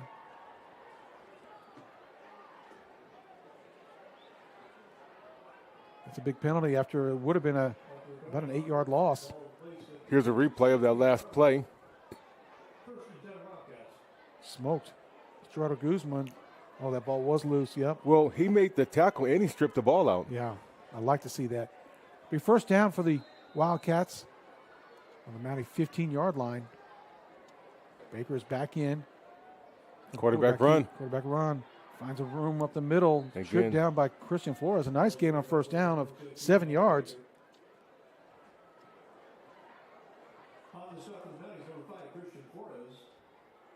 So the Wildcats have found something with that quarterback keep with Evan Baker. Second and 3. Titus Kramer's next to Baker here. They give it to Kramer. Look, he's bottled up there. He's bottled up there for minimal gain. Going to be 2nd and 3 again. Who's in the bottom of the pile there? Kyrie Bonneville's there. Oh, no. Oh. Is that Jackson Ruth possibly? Oh, boy, you hate to see that. Jackson Ruth, a senior. I think you might be right, Coach. I couldn't see a number, but I'm trying to look. I don't see. Yeah, who's missing? No, there's Jackson Ruth, number 11 down here. Okay. He's up. The Cone Chalmers. I couldn't tell. I don't want to speculate, so we'll just wait till we see what Jesse has come up with. Yeah, no sort of. Have you ever had a stinger? Oh, gosh, yes. Oh, my goodness. I remember the first time I had a stinger. I didn't know how to react. Yeah. It's just a jolt of pain and fire that radiates from your neck to your shoulder down almost through your spine. It's the worst. It feels a lot worse than it really is. Oh, that's Zion Brown, 29. Out there, the athletic trainers are Jesse Harrington and Sarah Harrison out there to assist. Coach Harbison out there as well. And I say the stinger because it looks like that may be what it is. It really scares you when it first happens. Mm-hmm. And then as that pain wears off, you feel a lot better. But think about those stingers. Once you get one, you're more likely to get them over and over again. And then you just become accustomed to the pain. Yeah, hit those nerves. And it's going to bring up 3rd down and 3 after the stoppage in play. Evan Baker's in the backfield along with Kramer. You're going to give it on the end around. Again, Christian Flores there for the tackle. Lee Allen on the end around, Christian Flores for the tackle. But that's a first down for the Har-Ber Wildcats. It's going to be 1st and goal on the 5-yard line. But one thing I've noticed about our defense, we haven't blitzed as much as we traditionally have the last couple weeks. Going back to Bentonville and also this game tonight, we're not blitzing like we traditionally do, and that usually brings us a road of success and causes chaos for the offense. Evan Baker keeps it. Oh, it's going to get near the end zone. It's going to be a touchdown, Har-Ber Wildcats. So Wildcats put 6 more points on the board. 42-27 pending the extra point. It's a very high-scoring first half. My goodness. It certainly is. We knew Har-Ber was very capable of scoring points. We've talked about that already tonight. They scored 42 against Northside, 34 against West. Kick is tipped, but it does cross the crossbar and it's good. 42-28 with 4:10 left to go. Wow. Almost 600 yards of offense so far with both teams combined. We're seeing some fireworks here the day after Halloween. Yeah, we really are. And again, early on when it was 35-6, I thought we were going to open this up and have a running clock before the half ended. But the Har-Ber Wildcats have shown tremendous fight and grit. And again, we talked about it earlier. This game means a lot. Yeah, it's a dangerous little team out here, Har-Ber Wildcats. They obviously, they get better and better as the season progresses. They kind of find their identity. This is the only second season for this coach, Brett Eckley. They're 4-15 in his tenure here. So, they're trying to find their identity and find out what they're about. And it seems like they're doing really well offensively for sure.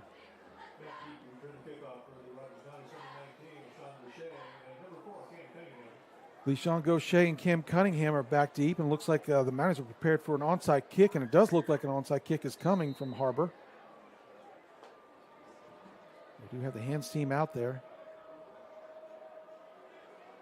Coming across the formation. Oh, they do kick it deep.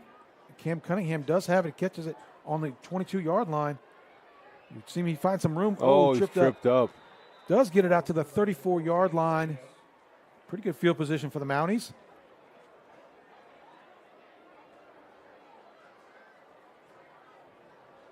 Is this their 8th possession now?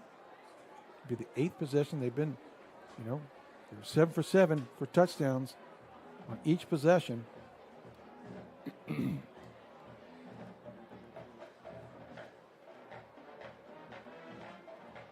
First and 10 for the Mounties on the own 34-yard line.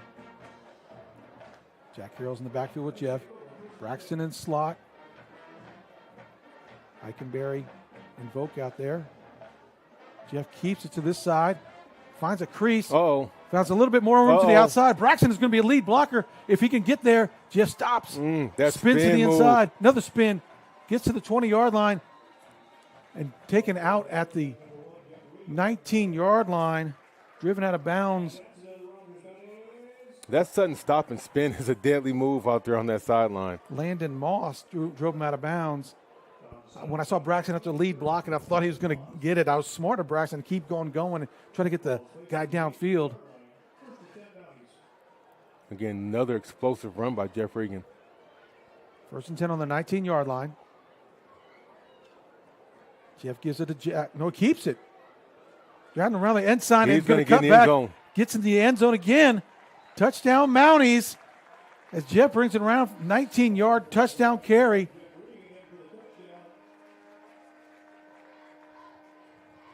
Jeff just kind of gets it to the umpire, and I don't know. But another touchdown for the Mounties. Was that 2 plays? 2 plays. Wow. 206 yards rushing for quarterback Jeff Regan. If we keep scoring like this, I think Jeff can close on 300 yards rushing tonight, realistically. And I don't know. I think the Shepherd back had a 300-plus yard gain years back, if I'm not mistaken. Yeah, I'll have to go look at that again. But the Mounties do. Benson Ashley converts. It's 49-28 with 3:37 left to go in the second quarter. Here's a replay of that last touchdown run by by Jeff. I thought he gave it to Jack Harrell the whole way. Get it, take it, Coach. Good ride there again. Braxton gets just enough of those defenders on the perimeter. And again, I said it earlier in the game, you cannot allow him to hit the sideline. That's where he's most deadly. If it's me, I'm going to try to funnel him back in, throw all the trash to linebackers, defensive linemen. But if he gets on the sideline, you can almost automatically put 6 on the scoreboard.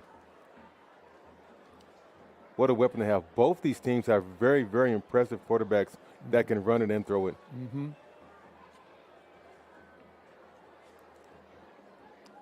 Well, it's a 3-score game with 3 minutes and 30 seconds remaining in the first half. 49-28. Boy, it's a lot of points. Yeah, it feels like it's been a long first half, but both teams have ran the ball quite a bit. It's stopping because of so many touchdowns, I think. Yeah, and first downs. And Benson kicks it deep. That will be in the end zone for a touchback.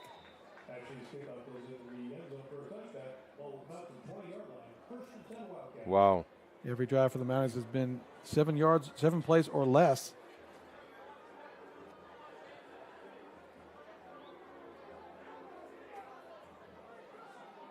He gets around the edge there, and you think he's going to be running out of bounds, but, you know, because of his size and his lower body strength, he's able to kind of keep his balance from going out of bounds. Yes. And then maintain that edge. Yes.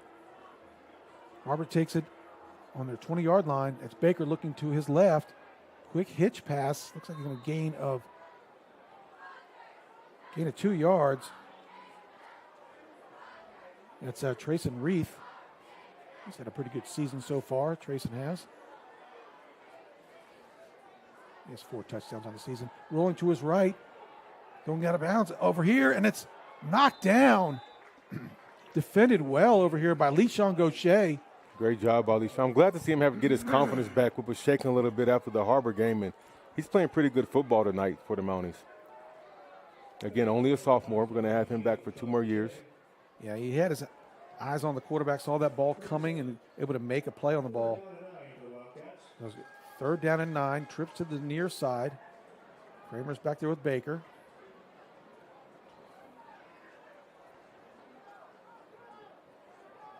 Hunter Dickey looks like he was ready to go on that one. He changes the play a bit.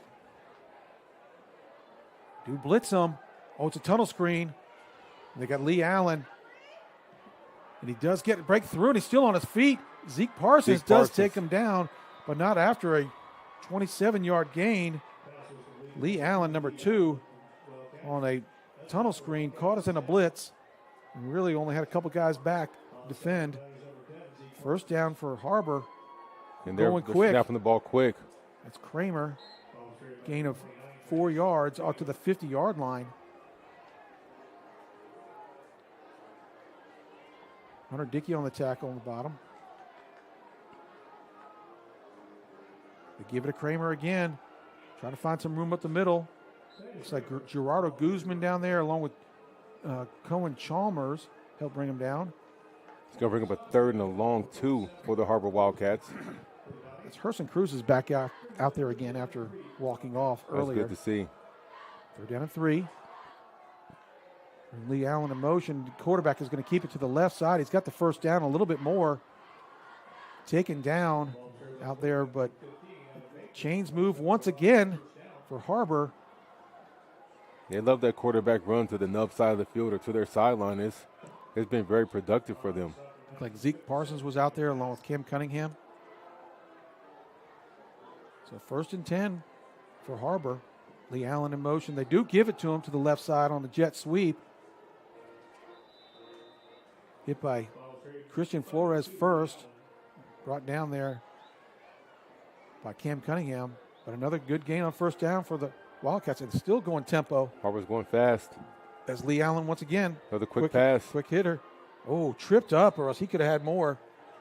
Christian Flores gets him by the ankles, or Cohen Chalmers as well out there. On the linebacker spot. Going real quick. 23-yard line. Keeps it, looking for the pass. Oh, on the end around. That's going to be taken out of bounds. Touchdown, Har-Ber Wildcats. Wow. Yeah. Again, another impressive drive by the Wildcats. I think they're running their offense so fast, we can't really get a good blitz call in as we would like to for our defense. So we're going to have to play base defense and play it very well tonight. That was Jack Gilder. Looked like on a wheel route as the outside receiver kind of cleared out. Jack Gilder was found all by himself, and Cam tried to keep him out of the end zone, but he just plowed his way in. He's 6 foot 202. And the extra point is good.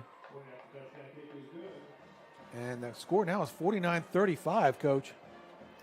You know what I'm thinking about? So did you look at the Farmington score? Was it last week or the week before? Them against it was a 78-75 ball game. I thought it was a misprint. I know. But it wasn't. Wow. Morrilton, that's who Farmington played in that right. game, 78-75. It looks like we're headed that way. I think that game was the third highest scoring game in Arkansas history as far as combined points go. Mm-hmm. And we definitely have us a shootout tonight. Yeah, it was 3rd and long, and we were coming with the blitzing, and They caught us with the flip screen. they caught us with the slip screen. Yep, great call against a blitzing team is the screen. Mm-hmm. That's been effective for them. They do the slip screens, they do bubble screens, they do, just a hitch screen. And we've seen the Mounties all year. We are at our best defensively when we can blitz you. And they're going so fast and so much tempo that I think it's hard for us to get our blitz calls in at this time. I agree. Let's see if Har-Ber wants to kick it deep this time or pooch it or it looks like it's set up. LeSean Gaucher and Cam Cunningham back deep. Cam's back on his 20. Looks like LeSean's going to get it. Going to start at his 8-yard line. Got a nice head of steam going. He's hit hard there at the 28-yard line and taken down. A pretty good return of 20 yards for the sophomore. Looks like he had a crease there for a minute, but it closed up rather quickly before it can really explode through that hole. Minute and 47 seconds left in the first half as the Mounties regain possession. Is this their 9th possession? Yeah, they're 8 for 8 on touchdowns. That's right. 8 times 7 is. Mm-hmm. So this is their 8th possession. No, this would be 8th possession. Excuse me. Going with the quad set to the far side. Jeff is looking that way. Hits Drayson Vogt. He finds a crease. Keeps his feet and keeps driving. Doesn't even go down, even out of bounds. Drayson with a 15-yard catch and run. Terrific blocking out there by Cooper Daniel, Jack Harrell, and Braxton. Give Drayson Vogt some room to get out there. And they're going to the opposite side now here. Ball on the far hash. They're lined up on the near hash in the quad set. Looks like if they slip it, no, Jeff's going to keep it this time. Ooh, does get about 6 yards there.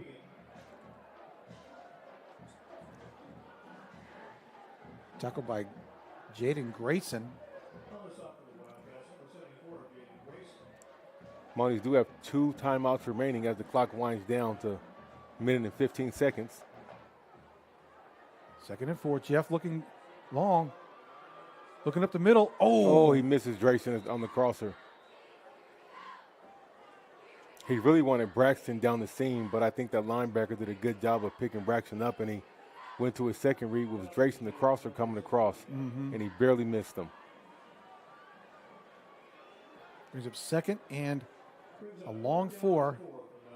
And the clock will stop with the incomplete pass.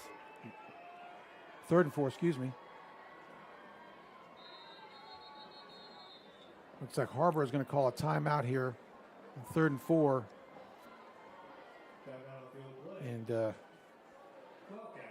Mounties, 3rd and 4 is probably 4 down territory, I would think, for the Mounties, regardless of what happens here. Yeah, what a ball game we've found ourselves in tonight. We really have. It's been exciting. Lots of fun. It's a track meet. Offense. Wow. Over 700 yards of offense for the 2 teams in the first half so far, and there's more to come. Yeah, both teams are very explosive. I mean, it's going to come to who can make a stop at a very opportune time. during this timeout, Coach, I want to mention the congratulations to the girls cross country as they win the 6A conference here on our home turf on Tuesday. Boy, it was a really hot, windy day. There was that sustained winds of 30 miles an hour. It hadn't rained. It was dusty. Lily Brashears, with a 17-16, broke the course record by 44 seconds in that heat and wind. It was really a terrific performance by her. Sam Smersall came in second place at 19:25. And Anna, Liz, and Kate Scudder all did really well. Here's Jeff. Going to try to cut back, and he's not finding any room there. It's going to bring up fourth down, 4th and 2. Big decision here by Coach Harbison and the staff to see what they're going to do. I think they're going to let the clock run down as much as it can. Yeah, he's looking at the clock right now. Coach Harbison is communicating. They're going to call a play. Coach Grill's calling a play in. 4th and 1, 45 seconds left to go in the half. Looks like student body right, if you ask me. Yeah. Timeout. Looks like Coach Har-Ber's going to call a timeout here. No, it is Har-Ber. Excuse me. Har-Ber calls a timeout. But back to that race, the girls cross-country course. It's just to our right here, Coach. Sam Smersall with a 19:25. She was in second place. She came in second place to Lily Brashears. Lily Brashears broke the course record by 44 seconds and beat the second-place runner by over 2 minutes, which is really incredible. Impressive. And help round up the scoring for the Mounties as they won the 6A conference was Anna, Liz, and Kate Scudder, 9th, 11th, and 14th place, and Hattie Brashears was at 13th place. So congratulations, girls, on the cross-country conference overall championship, and good luck at state. Absolutely.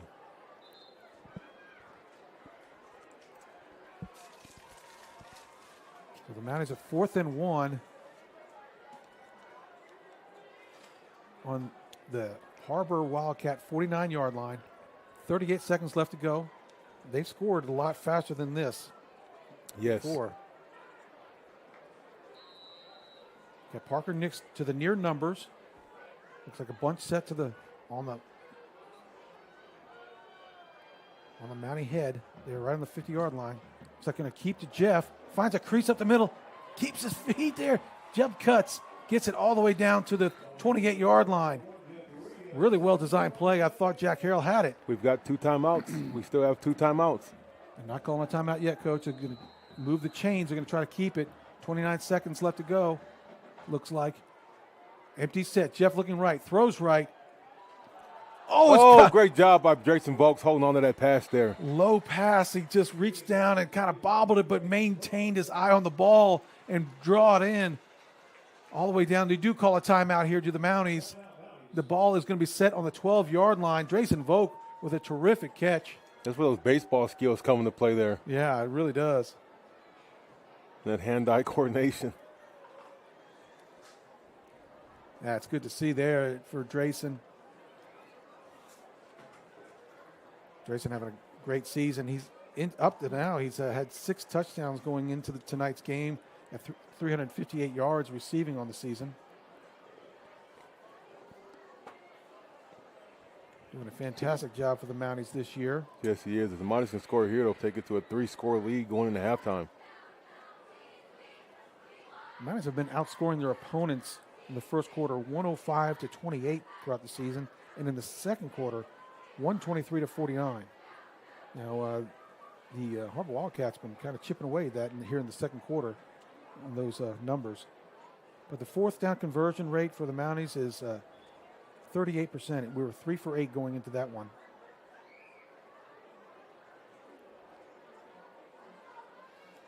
The 3rd down conversion rate has been fantastic at 57%. So the Mounties have 18 seconds left to go in the second quarter. 1 timeout left. Looks like they're going to go empty set here. Parker Nix and Braxton to the near side. Or they're going to bracket Braxton at the slot. Jeff looking left, fires hard. Oh, just out of the reach of Braxton Lindsay. And there's a flag on the play. There is a flag in the backfield. Looks like holding against Keyston Walker. Yeah, holding. Mounties. The yards aren't as important as the time that ran off the clock there. It'll be on the 22-yard line. Coach Nick Brill calls in, the offensive coordinator calls in the play. Empty set once again. Parker Nix and Braxton Lindsay to the near. Back pass, looking right. Rolling. Looking. Another flag. Jeff throws. And that pass is caught in the end zone. Aiden Eikenberry in the end zone with a terrific catch. There is a flag on the play, however, with 5 seconds remaining. A really clean game up to this point for the Mounties. 0 flags in the first quarter. It was called on 61. Love to see Eikenberry get in the end zone. Yes. Got 2 touchdowns on the season. That would have been his third. On the 32-yard line. Looks like the last play of the quarter here, Coach. Yes, it definitely should be. 5 seconds remaining before halftime, and I think they're going to just give it a heave to the end zone and see if we can make something happen. And ball's on the 32-yard line. We can definitely reach it there. We got a timeout. Yeah, Mounties called their final timeout of the half. Can't take them with you.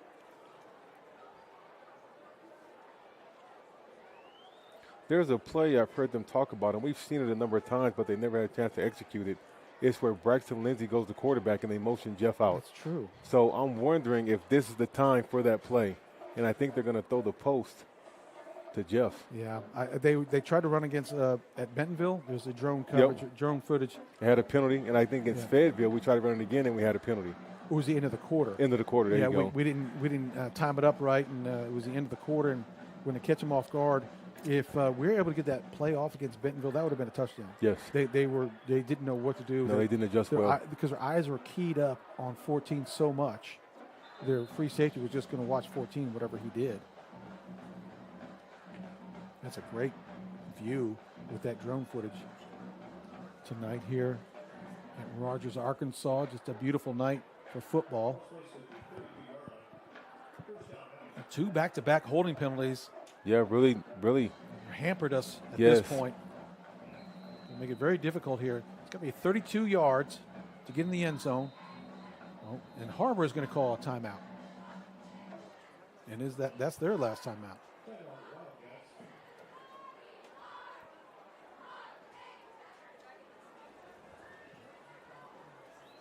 Interesting to see what we draw up here. It looks like we're coming out with an empty set.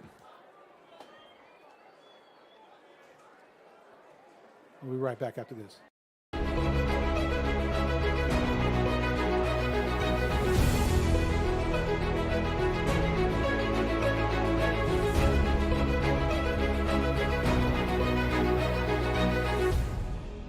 The roof is the home's main defense against the elements, so services like upkeep, repairs, and upgrades are vital. David's Roofing is the only roofing contractor in Northwest Arkansas that has the prestigious Select Shingle Master rating from Certainty. With David's Roofing, your roof is in good hands. And we're back. As the final timeout, as both teams have exhausted their timeouts in the first half, make it for an extended first half. I'll tell you what, both teams are very lucky that it's a lot cooler than it was a couple weeks ago with all this high scoring and up and down the field tonight. We see a lot more cramping. Okay, Mounties with 5 seconds left to go in the game, or in the half, excuse me. That's Parker Nix with Jeff back there, and they motion out of it. They're going trips to the far side, twins to the near numbers. Jeff back to pass, steps up, pressured, rolls, looking, jumps, throws. That ball's going to be patted back in the field of play. Oh, my goodness. Oh, I like the effort. That was such a smart play by It was. Braxton. Just give us a chance. Give us a chance. And I'll tell you what a first half of football there by both teams. Yes. Yeah, we're going to get a replay on that to see what exactly happened there at the end.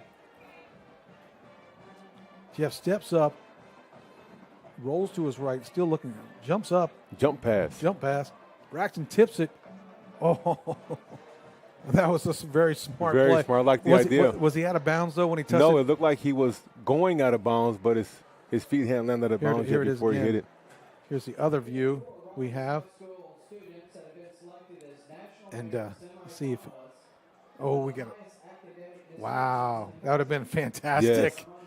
What a smart play by, man, just an athletic play by Braxton and what he's able to do there. A little basketball play.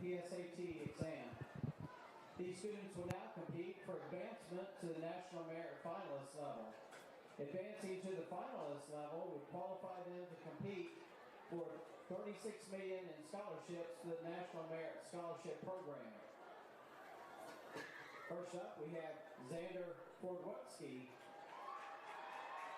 Xander is the son of Jenny Ford and David Fordwetsky. Xander plans to attend the University of Arkansas, where he plans to major in mechanical engineering. Xander is a member of the Rogers High School Band, as well as the track and field team. He's also a member of the Rogers Honor Academy, National Honor Society, DECA, C Club, Chess Club, and Mu Alpha Theta. Xander has also been involved with the Young Men's Service League since his freshman year. Teacher and coaches that have had the greatest impact on Xander are Coach Roller, Miss Susky, Mr. Rayburn, and Miss Taylor. Presenting Xander with the National Merit Semifinalist Recognition Certificate is Rogers High School track coach Tony Roller.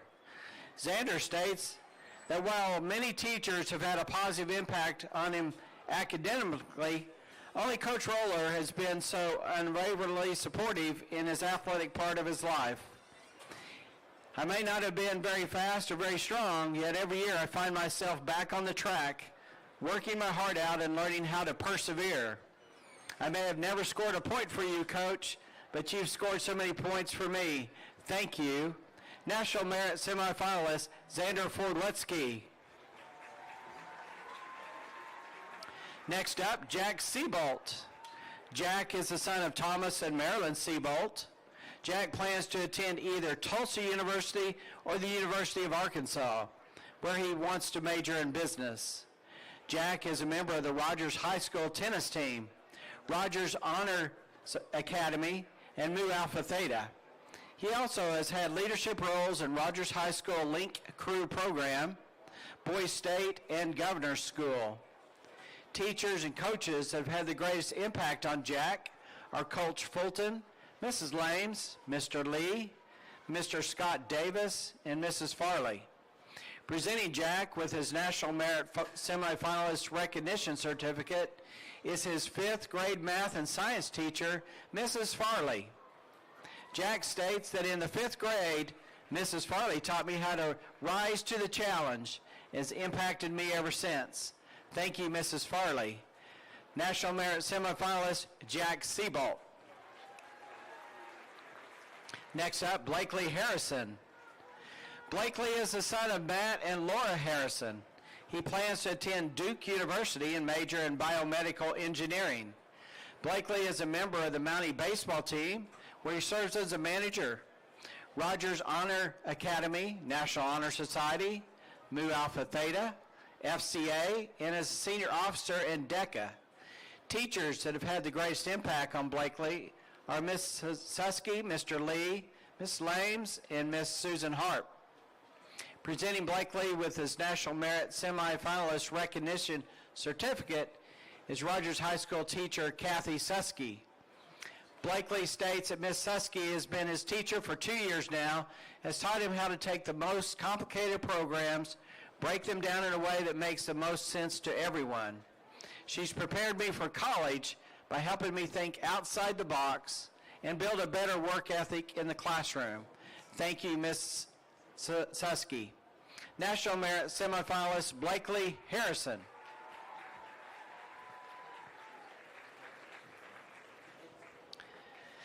Next up, Devin Wynn. Devin is the son of Daniel Wynn and Nancy Wynn. Devon's university is still undecided, but knows that whichever prestigious university he chooses, he will major in computer science. Devin is the president of the Mu Alpha Theta and the computer science clubs. He is the captain of the Quiz Bowl team, officer of Literary Legends, and a member of the National Honor Society and Rogers Honors Academy. Teachers that have had the greatest impact on him are Mr. Bertram, Miss Husky, and Mr. Anderson. Presenting Devin with his National Merit Semifinalist certificate is Rogers High School teacher Jeff Anderson. Devin states Coach Anderson was a person who introduced him to programming his freshman year, where he discovered his love for computer science. He helped me create the impact that I want to have on school. Thank you, Mr. Anderson. National Merit Semifinalist Devin Wynn. Let's give them all a round of applause to Rogers High School's 4 National Merit Semifinalists.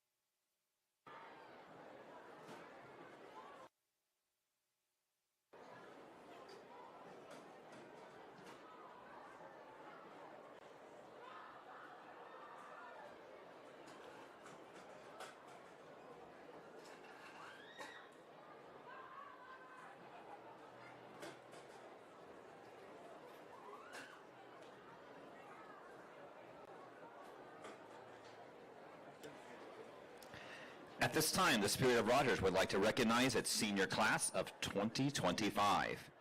Senior color guard, string bassist, and drum major Magnolia Aguayo. Magnolia is escorted by Emily Aguayo, Christopher Douglas, Juan Aguayo, and Benjamin Douglas. Her favorite band memories are the bus ride to state last year with Jade, Galicia, Ella, and Karina when we recorded ourselves and then did voiceovers with tiny mics and performing Mirage during marching season and playing Arabesque later that year at All Region. Magnolia was a member of the All Region Band in 2022 and 2023, All Region Jazz Band in 2023, the All-State Band in 2022 and 2023, and earned superior ratings in solo and ensemble in 2022 and 2023. Senior band member, Magnolia Aguayo. Senior French hornist, Marty Alejo. Marty is escorted by Yolanda, Nancy, Yuli, and Isai Alejo. His favorite band memory is chugging 2 liters of Pepsis and riding to games and competitions with his friends. Marty serves as a mellophone section leader and was a member of the symphonic band. Senior band member, Marty Alejo. Senior synthesizer, cymbal, bassist, and pianist, Lila Besaw. Lila is escorted by Mindy Besaw, Chuck Neustifter, and Isaac Neustifter. Her favorite band memories are earning 2nd place overall at the War Eagle Classic and Best Percussion, and playing in the jazz band spring concert her junior year, specifically during intermission. Lila was a member of the 2023 All Region Jazz Band. Senior band member, Lila Besaw. Senior color guard member and flutist, Daniel Camacho. Daniel is escorted by Daniel Camacho, Maria Barcenius, and Samantha Camacho. His favorite band memories are performing and placing 3rd at the Fayetteville Winter Guard Competition and the chaos in the guard hallway every competition morning. Daniel serves as the color guard captain and is a soloist in marching band shows. Senior band member, Daniel Camacho. Senior euphonium player, Cale Corbett. Cale is escorted by Mark, Rebecca, and Caitlin Corbett. His favorite band memories are the Washington, D.C. trip and performing with the Dallas Brass his sophomore year. Senior band member, Cale Corbett. Senior clarinetist, Italy Corona. Italy is escorted by Isail Velasquez and Oscar, Patricia, Sebastian, Oscar III, Benjamin, and Pedro Corona. Her favorite band memories are meeting her partner in crime, Ruby, and working hard in the concession stand while becoming besties with my favorite band moms. Italy is a 4-time All-Region Band member, 3-time section leader, 2-time First Division soloist, and a state qualifier. Senior band member Italy Corona. Senior saxophonist, Tyler Doak. Tyler is escorted by Christopher and Ann Doak. His favorite band memories are attending the Washington, D.C. and Six Flags trips. Tyler is a member of the Symphonic Winds. Senior band member, Tyler Doak. Senior percussionist, Tyree Flores. Tyree is escorted by Ever, Sandra, Aaliyah Flores, and Stephanie Rodriguez. His favorite band memories are winning percussion at Siloam and going to Six Flags on the Dallas trip. Tyree was a member of the All-Region Jazz Band. Senior band member, Tyree Flores. Senior percussionist, Xander Fordwitzky. Xander is escorted by David, Jenny, Sabrina, Shaylee, and Quinn Fordwitzky. Xander's favorite band memories are spending time with friends during bus rides to and from competitions. Xander was the first chair percussionist in the concert band in 2021 and 2022. Senior band member, Xander Fordwitzky. Senior color guard member, Addison Frazier. Addison is escorted by Amber and Michael Leister, David and Hope Frazier, Landon Frazier, Emmeline Frazier, Caden Leister, and Ellie Frazier. Addison's favorite band memories are meeting the full guard after placing third at their first ever winter guard competition and cheering, and breaking rakes at BMI and making friends with the other bands and guards. Addison earned the bronze medal at the Fayetteville Winter Guard Invitation and was a member of the Color Guard from 2022 to 2024. Senior band member, Addison Frazier. Senior euphonium, Isaac Freund. Isaac is escorted by Danica, Wade, and Aaron Freund. Isaac's favorite band memories are seeing the White House, exploring the Air and Space Museum, touring the Arlington Cemetery, and walking around the streets of Washington, D.C., and making the all-region band in 10th grade to be able to perform with like-minded people that have a deep love of music. Isaac is a two-time section leader, all-region band member, and performed with the Dallas Brass Ensemble. Senior band member, Isaac Freund. Senior clarinetist, Kevin Garcia. Kevin is escorted by Gabriel, Yesenia, Angie, Kaylin, and Leslie Garcia. His favorite band memories are sharing concession stand snacks with friends and getting bruised up from the band camp water balloon fights. Senior band member, Kevin Garcia. Senior percussionist, Dane Gibson. Dane is escorted by Robert, Amanda, Michaela, and Zane Gibson. His favorite band memories are having to go to the bathroom on the field before finals at the Bentonville Marching Invitational his sophomore year and getting to be with the best front ensemble for my senior year. Dane was a member of the symphonic band his freshman and sophomore year. Senior band member, Dane Gibson. Senior saxophonist, Humberto Herrera. Humberto is escorted by Humberto, Reina, William, and Jennifer Herrera. His favorite band memories are the Dallas trip and the Bryant trip. Senior band member, Humberto Herrera. Senior trumpeter, Matthew Hoyt. Matthew is escorted by Kristen D'Andretta, Maggie Hoyt, and Tim Hoyt. His favorite band memories are getting a first division at state and the Washington, D.C. trip. Senior band member, Matthew Hoyt. Senior percussionist, Daniel Lopez. Daniel is escorted by Renee, Perla, Natalie, and Josiah Lopez. Senior band member, Daniel Lopez. Senior clarinetist, Isabella Machado. Isabella is escorted by Alex Aguilar and Maria Machado. Senior band member, Isabella Machado. Senior color guard member, Valerie Martinez. Valerie is escorted by Elisa, Leonel, and Cesar Martinez. Senior band member, Valerie Martinez. Senior trombonist, Giancarlo Melgar Euphemia. Giancarlo is escorted by Carlos Melgar and Karina Euphemia, and Isabella Melgar and Jonathan Euphemia. Senior band member, Giancarlo Melgar Euphemia. Senior clarinetist, Nicole Morales. Nicole is escorted by Jesus Morales and Rosa Miramontes, and Daniel Morfin, Jadiel Morales, and Ariadna, and Jeffrey Cordova. Senior band member, Nicole Morales. Senior color guard member, Ella Olson. Ella is escorted by Anton and Carrie Olson and Amber Stickle. Senior band member, Ella Olson. Senior percussionist, Tobin Potts. Tobin is escorted by Michael, Janelle, and Ethan Potts, and Daphne West. Senior band member, Tobin Potts. Senior saxophonist, Cameron Sattler. Cameron is escorted by Kristen, and Kinsey Sattler. Senior band member, Cameron Sattler. Senior trumpeter, Alan Silva. Alan is escorted by Matilde Malagon and Paola Silva. Senior band member, Alan Silva. Senior trumpeter, Graham Thompson. Graham is escorted by Jesse, Jessica, and Easton Thompson. Senior band member, Graham Thompson. Senior French horn and saxophonist, Toby Thornhill. Toby is escorted by Trina and Tyler Thornhill. Senior band member, Toby Thornhill. Senior French hornist, Michael Trujillo. Michael is escorted by Maricela Enriquez and Diane and Jackie Trujillo. Senior band member, Michael Trujillo. Senior saxophonist, Nicholas Trujillo. Nicholas is escorted by Luis Trujillo and Eva Perez. Senior band member, Nicholas Trujillo. Senior trumpet member, Braden Wood. Braden is escorted by Brian and Lynn Wood. Senior band member, Braden Wood. Senior trumpeter, Henry Woods. Henry is escorted by Nancy Woods. Senior band member, Henry Woods. Ladies and gentlemen, I present to you the Spirit of Rogers class of 2025.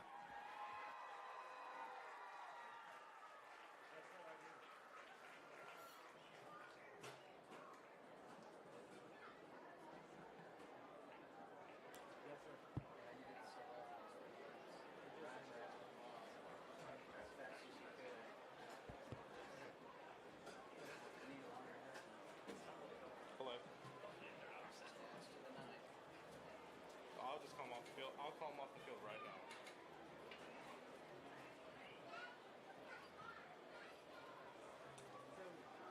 I mean, I can run my opener, but it'll be 4 minutes. I can run my opener, but it'll be 4 minutes.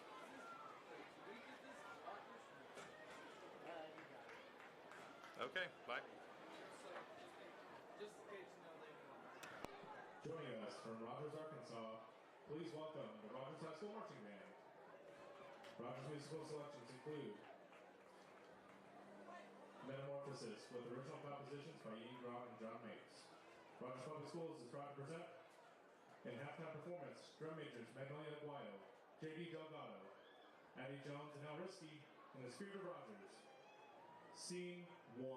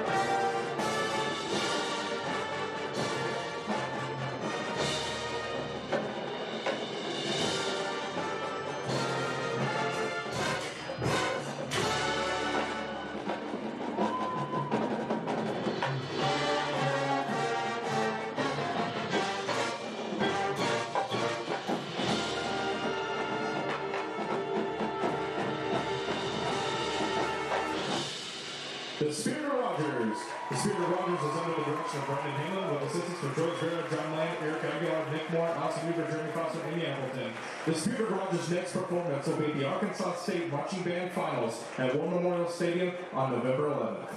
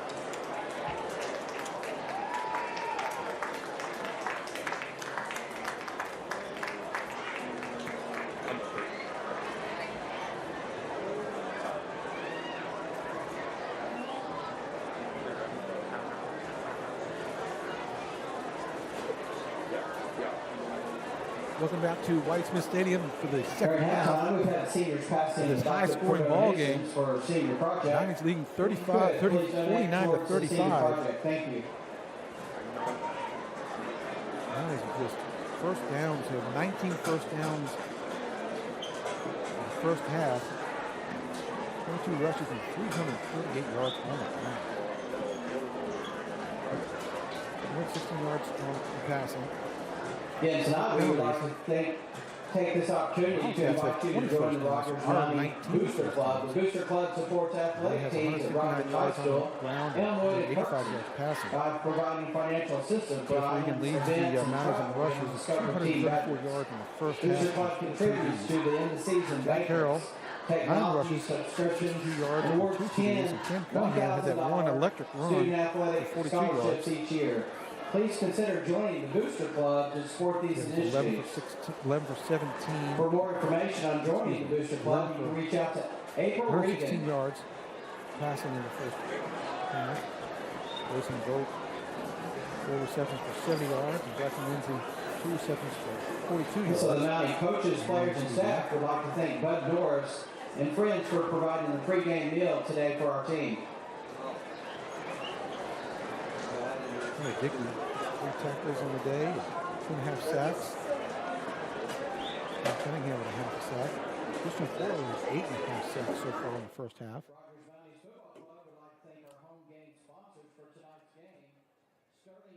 As they're getting warmed up for the second half here, I'm going to welcome in, I'm David Regan, along with Coach Hookfin has been with me the whole time. We're going to welcome in the new head basketball coach of the Rogers Mountie, David Farrell. David, welcome to the broadcast. Thank you. Glad to be here.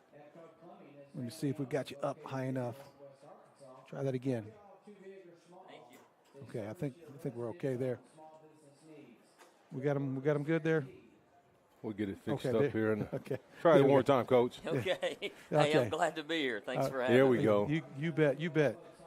Coach Farrell, now you come to Rogers High School with a lot of experience, obviously. That's one way of saying it. You came from the new school down in Fayetteville, and you'd been there a couple of years, but give us kind of a little bit of background on yourself and where you get most of your coaching expertise in. Well, that's a real nice way of saying I'm old. Yeah. I appreciate that. I really appreciate that. No, I've spent 25 years at West Fork, and that was where I was born and raised. I played there and went back and coached there for 25 years. And Wow.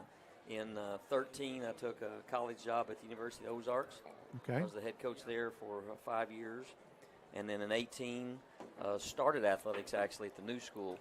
The new school had been there for 50 years. They just never had athletics. Mm-hmm. And I started with a class that went from 9th to 10th grade, followed them out, and then was there 7 years and, just had 7 great years there. And Well, that's fantastic. kind of retired in March for about 2 months. This job came open. Well, that's fantastic. Well, we're so glad to have you here. Rogers played the new school a couple of times down there, and I went to a game or two down there. You always played us really tough, even though we had you on talent-wise, and you always played us really, really tough down there at the new school. And you bring along your son also, Josh, and he's helping with the JV team. Is that correct? That's correct. He's our head JV coach, and Josh comes from Lincoln, but he had spent 3 years at Caddo Hills, which is a small school basketball power, just outside of Hot Springs. So he was 22 years old. He was the head coach at Caddo Hills, and won a little over 100 games in 3 years, and got beat in the state finals in double overtime his third year at Caddo. Wow! And then ended up at Lincoln for 2 years until we took this job. Well, that's a lot of success. And who else rounds out your coaching tree there at Rogers? Will Worthy. Will Worthy is coaching our 9th grade and helps with the varsity, doing a great job. So we also have Jason McMahon, who most people would know coached at Bentonville. He's head coach at Bentonville, and he's helping out with 9th grade and varsity. Yeah, Coach McMahon brings his couple of sons with him as well. And Lincoln McMahon, who I coached in 7th grade, is going to be a terrific ball player for the Mounties. So we're glad to have Coach McMahon helping out with the coaching staff there as well. Coach, you saw this first half of football. I've seen you at these ball games a lot, even before this year I've hired you. I mean, you have an interest in the Rogers Mountie program. You have somebody here that you help watch, or? I do. I haven't missed a game in 4 years. So Coach Harbison and I go way back.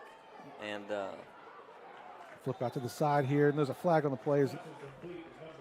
Ty Chandler takes him down. Go ahead, Coach. Yes. Yeah, Coach Harbison and I go way back. Coach Harbison's dad actually refereed probably a ton of my games back in the day, and Coach Harbison and I have known each other for 20, 25 years. And then Coach Harbison hired my son-in-law, Nick Brill, thus the interest in the Mountie program. That's right. So I started coming. Actually, this guy right here. He used to come to the Heritage games back in the day when Nick was on my staff. So that's right. I've known him for some time myself. Exactly. I came to the Hooks games for 2 years. years. For two years, and then they came over here. So been coming to Mountie games for about 4 years. Holding on that first play, it's going to be first and a long way. Rolling to his left, throws out to the sideline. Oh, almost picked by LaShawn Gaucher. Oh, nice play as he knocks it down. It's going to bring up 2nd and 20 on that, holding on the first down there. While we have a break in the play report, I just want to say, Coach, I've been able to watch a couple of your practices, and I just love the enthusiasm, the quick pace. The kids are always involved. Coaches are always talking.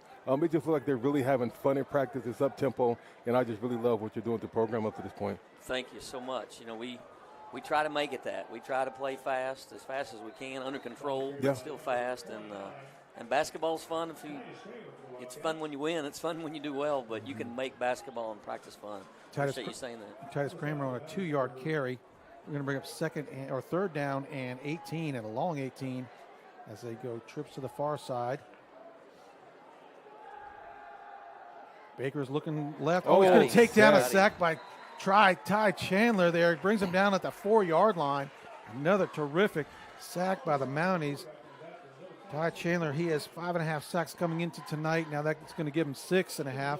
It looks like that's going to bring on the punt unit for the Har-Ber Wildcats. And the Mounties have pinned him back all the way down to the 4-yard line. Loss of 16 yards on that series. So the Mounties bowed up. They found something at halftime. Coach Williams gave him a good talking to, I guess, at halftime. That's what happens, right, Coach Farrell? Well, sometimes you can say the right thing, sometimes you can say the wrong thing. That's right. Back deep as LaShawn Gaucher's heels are on the 40-yard line. Looks like a shortish kick, and LaShawn's going to get out of the way. It's short. And got to get out of the way of that ball as it goes to a Mountie bounce and down on the 26-yard line. 27, we'll call it. For the Mounties take over with a short field to start the second half. And ready to roll again. Great job by the defense to open up the second half with a stop there, because their offense is really finding their rhythm, really moving the ball, matriculating down the field in a great fashion, great quarterback run. So to have a stop to open up, it really gives us an advantage this second half. Yeah, I worked with your son-in-law, Coach Farrell, Nick Brill at Elmwood, and he's just done a terrific job here working with Coach Chad Harbison on the offense. He's calling the plays this year, and he's doing a wonderful job. Jeff is in the backfield along with Jack Harrell. Gives it to Jack Harrell. Cuts through, tied up there about after a 3-yard gain as he makes a good man miss. So, Coach, you got a handful of seniors. I know I saw a couple of pictures. Who are some of the seniors that you have tonight on your program now, and that you're going to be leaning on this year for the leadership? couple of the seniors that's played a lot would be Nate Jones and Dylan Lawton.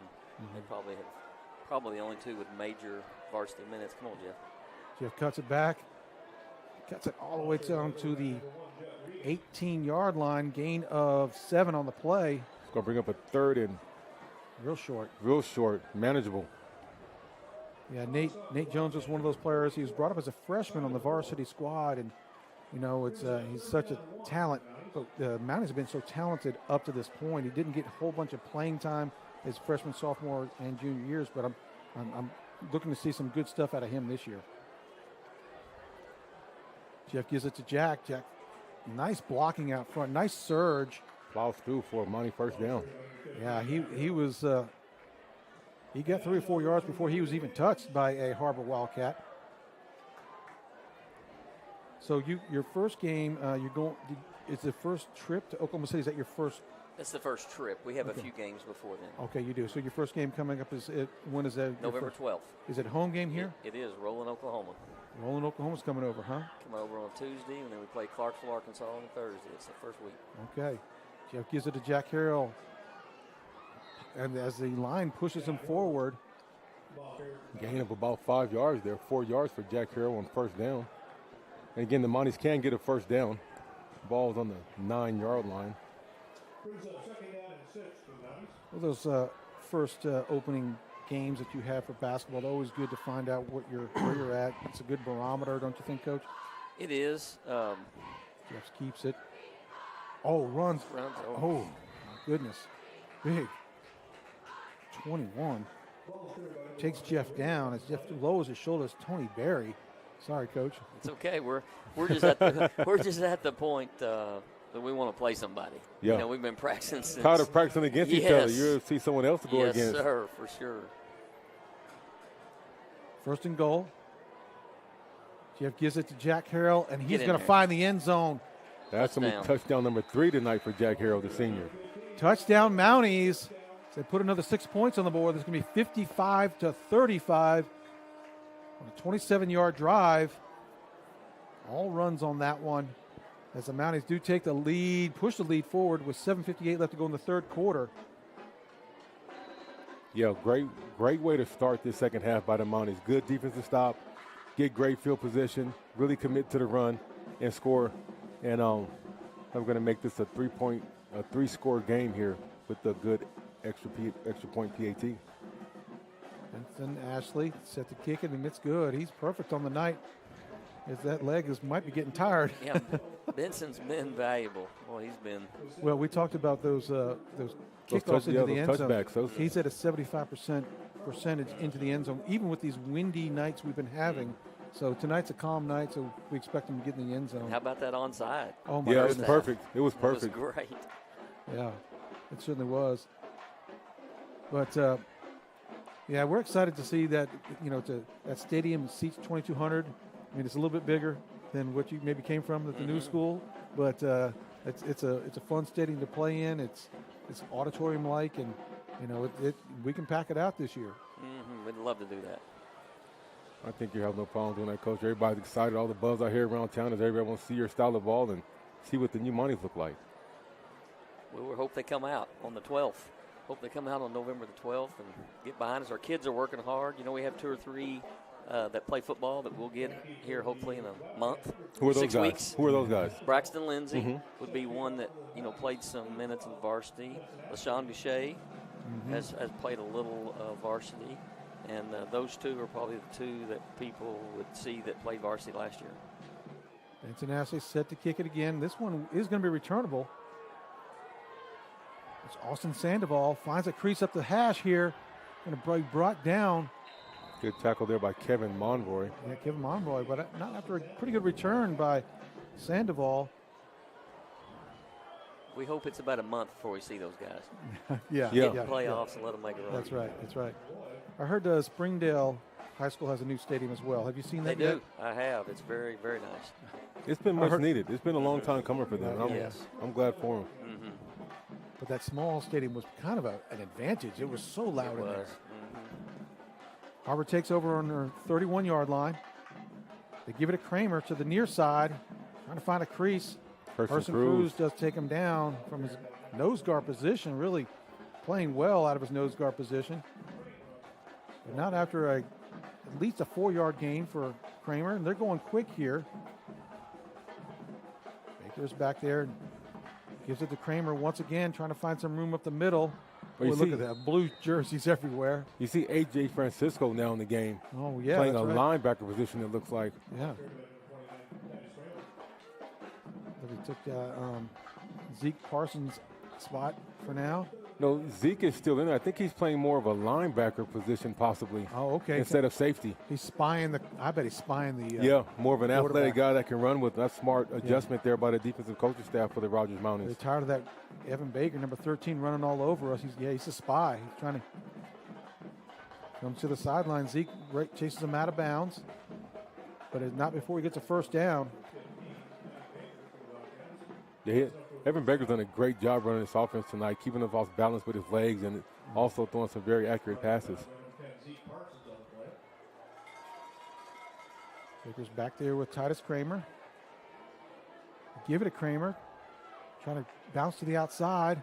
That's a little bit of room. That ball's on the ground. That ball's out. That's stripped out by Christian Flores, but they're able to recover.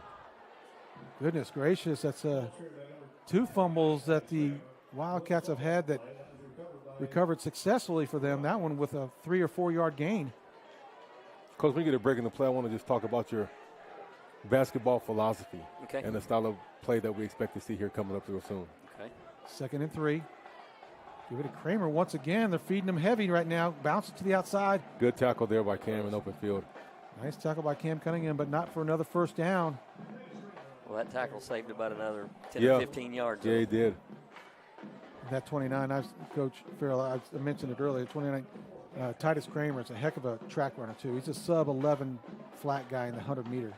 He can flat out go. First down on the 45-yard line. Baker's going to keep it rolling to his left, trying to find some room. Eyes up on downfield. Oh, finds a man down there. That's Lee Allen inside the 20-yard line as Evan Baker bought some time with his feet there. Cam Cunningham was the defender on the play. Anytime you get those quarterbacks running around and buying time, it's hard for those DBs to keep up with those receivers for that long. 1st and 10 on the 20-yard line for the Wildcats. Going quick again. Trip to the near side. Empty set for Baker. Looking to his left. Throws it out there. Oh, incomplete. Incomplete. Just out of the reach for Lee Allen. Like we said earlier, Lee Allen, he's probably over 800 yards of receiving on the season. Really good looking athlete there out there at 5'10", 175 pounds. Trip set to the far side. Into the boundary. That's a false start. Yeah. That's going to move him back there. So it's going to be 2nd and 15 for the Wildcats.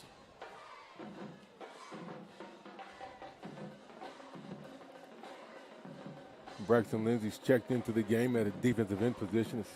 Again, he comes on in what we call those impact downs, very important downs for the Mounties, and he always seems to find a way to have his hand in on a play, a big play when we need it. Yeah, he came in and A.J. Francisco came out. 2nd and 15 for the Wildcats. Empty set for Baker, looking to his left, looking on the stop and go. Ball's in the end zone. Intercepted by Christian Flores. Christian Flores is going to try to run out of the end zone, and he tries. Instead of going down, he's trying to make something happen. Room. Oh. I like the moxie. Well, you know what he's thinking. I like the He's confidence. thinking about that 95-yard interception return he had a couple weeks ago. He's already got the record, the school record for 95. He wanted it to make it 105. Yes. He want to increase it. He breaks one tackle, he may have got it. I know. I kind of like it in a way. You know, well, Coach, talk to us real quick about your basketball philosophy while we get a break in the play. Okay, we, our program has kind of stood on a couple things. One, I like to adapt to what I have, and that's learning my team, and that'll take a little while this preseason and a few games into the season. But we like to apply the pressure rather than feel the pressure. I like it. I mean, we're going to put some heat on people if we possibly can, and then I like to adapt to the type of offensive players I have. Are we a three-point shooting team? Are we a driving team? Hopefully we're a little of both, but it's going to take the players a little bit of time to show me and the coaching staff a little bit of time to figure it out. Jeff keeps it. Bounces out to the right. just misses him there. I was asked yesterday by the Northwest Arkansas Democrat Gazette, like, Coach, do you like to play zone more, man more, press more? And I was like, yes. Whatever's going to help us win. If it helps us win, that's what we're going to be doing. Smart. And you can do all three in the same game. Yes. Yeah. You know, that's what keeps the defensive or offensive teams off balance. Good teams, too. Keep them off balance. Jeff swings it out here to Volk. Volk does catch it. Gain of 2 yards there. Nice tackle by Ben Quinlan on the outside here. Come here, 3rd and 3. And imagine you do that. I mean, I talked to Coach Brill about your style of defense, and you do change things up throughout the game. We do. We like to change. You know, we like to. Sometimes. You know, it's like a football team. You know, Gus Malzahn told me one time that. Ball's on the ground. Put it on the ground. They got it. Looks like Har-Ber's recovered that turnover by Jackson Harrell. Jack Harrell put it on the ground. Looks like he never really had it good in his pocket and never put the ball up securely. He looked like he bobbled it the mesh from the quarterback. Yeah, they trade possessions as the Mounties turn it over after the interception in the end zone by Christian Flores, and they give it back to Har-Ber Wildcats. It's the first stop the Mounties have had all Here's evening. a replay of that turnover. See if we can get a quick look at it. Again, Jeff puts it in. Oh, he gets hit right as he. Yeah, he had 4 yards down there. Back to live action here. Baker's looking to his left. Out to the sideline. Does have a man. That's Trayson Reith for a first down. Once again, we talked about this, and you know they're at their average of 35 points a game in the first half, and they average 35 points a game. So it's a high-scoring, high-potent offense. Here we go, 1st and 10 from the 16-yard line for the Har-Ber Wildcats. As Titus Kramer finds some room. And then Christian Flores and Zeke Parsons in on the tackle. 2 safeties getting involved in the running game there. 8 yards on that play. So just through practice, you don't know quite the makeup of the team because you don't know until you're, live bullets are flying around. Exactly. We need some live action. Yeah. Oh, good tackle there. Great tackle. That's Marcus Mounts on the tackle there for the Mounties. Took down Lee Allen there on the end around. Loss of a couple. Yeah. But it's hard to tell right now. You kind of get an idea because you've done it for so long. You know personalities. You know kids. You've had a number of years, a number of makeups of teams. You kind of may have an idea, but you don't quite know. Every team I've coached, though, Dave, to be honest, they figure it out. Mm-hmm. Like, we'll figure out what this team does well. Ball's on the ground. Sorry, Coach. We get it. No, I know what you mean, Coach. You know, you'll figure it out as far as, throughout the season, throughout the first couple games, and, the team changes their, personality throughout the season, I would imagine. Well, and you'll have some kids throughout the season that you didn't count on that end up doing great things, and you can count on them as the season progresses. Yes, that's what, right now we could tell you who we think's our top 7 or 8 in rotation, and they may not be the way it ends up. Right. And that's up to us to figure that out, and the kids to kind of show us what they can do. Looks like did recover the Har-Ber Wildcats, and it's going to be 1st and goal on the 6-yard line. They give it to Kramer. Good tackle there from the backside. Guzman coming in. Yeah, Guzman really slowed him up, and then a bunch of the Mounties. Oh, that wasn't 4th down. It's 1st down. But Braxton Lindsay was out there. I think A.J. Francisco was in there as well. I think he didn't realize the fumble made it a 1st down. Yeah. Right, yeah. 2nd and goal. A.J. Francisco has got a lot of time this second half at linebacker position. And I think, like you said earlier, it's probably due to the running quarterback that Har-Ber has.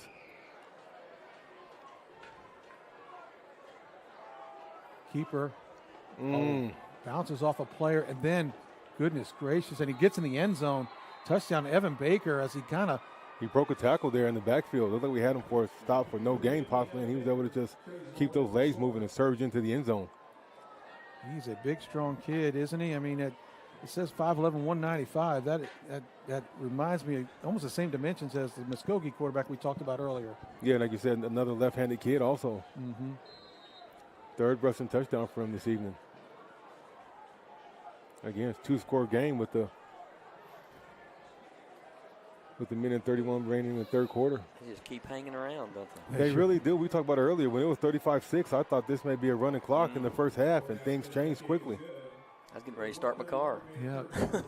56-42. Well, Coach, how have you liked the transition to Rogers High School? Love it. Love it here.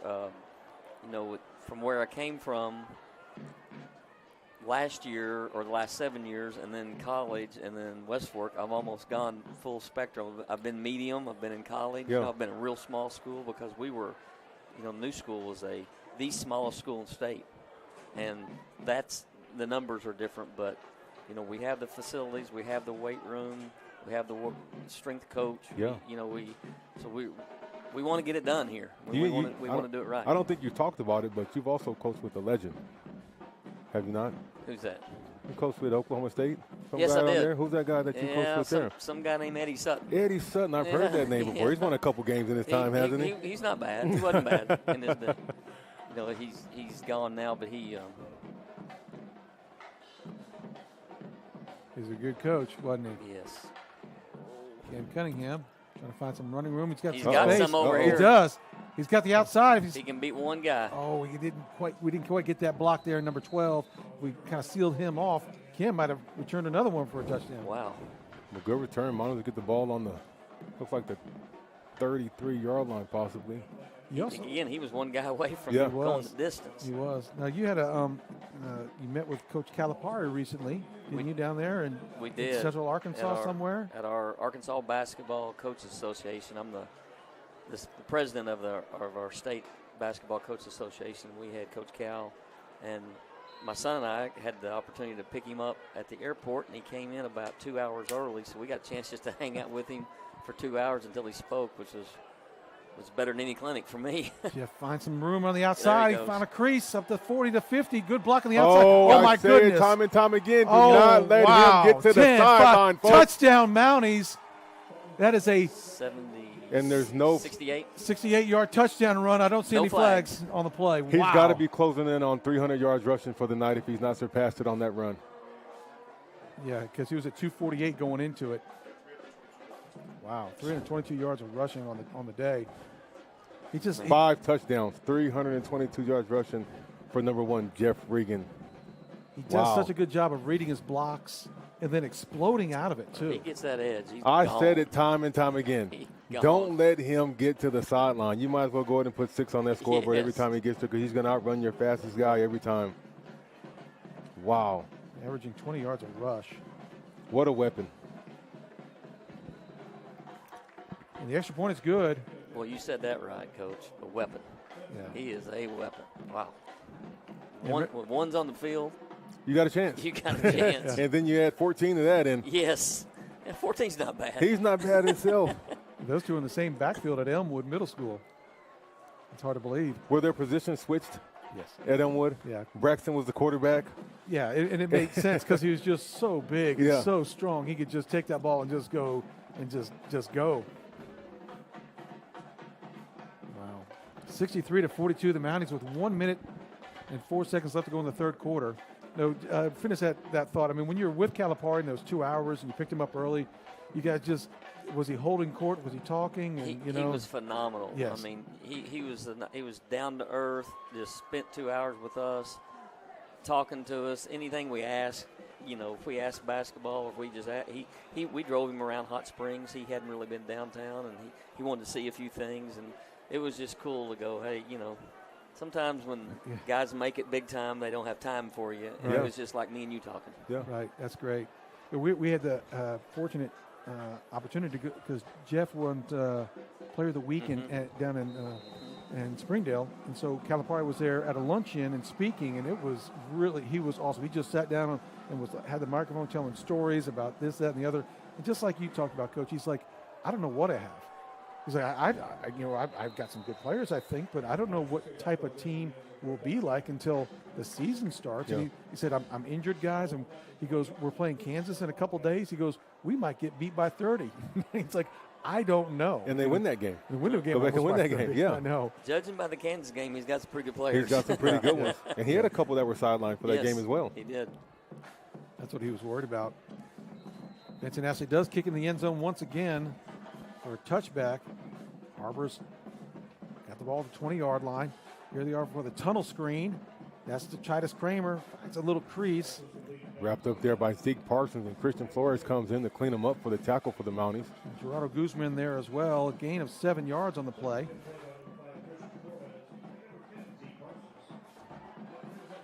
But that's pretty exciting having Calipari here just 20 minutes down the road and just going to, I mean, it's. I mean, could you have asked for a better hire after Muff left? Yes. Good play by the Mounties. Good job. Slowed up. I still can't believe we got him hired. I still can't believe he's here. It's just awesome. But it speaks volumes about what Arkansas thinks and how we value our basketball and our athletics overall. Yes, they went after the best and got him. And got him. Slowed up by Hunter Dickey, brought down by A.J. Francisco and Zeke Parsons, and it's going to bring up 3rd and 6. 8 seconds left to go in the quarter.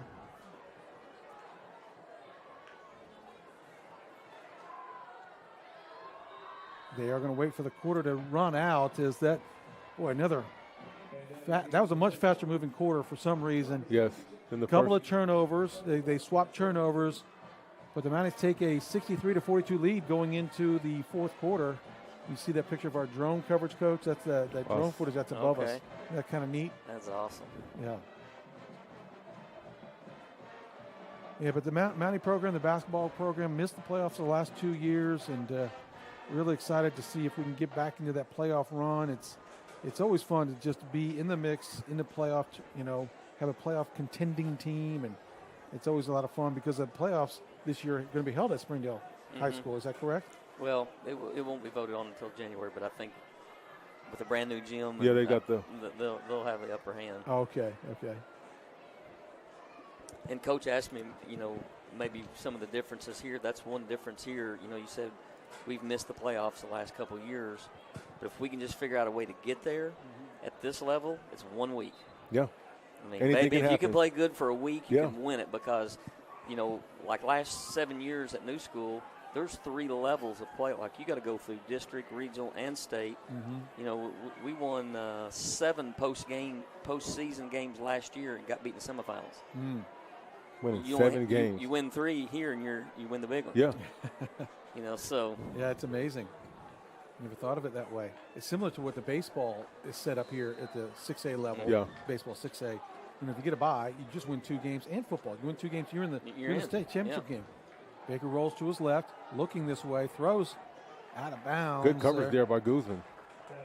Gerardo Guzman, who's blanketing Lee Allen there out to the sideline.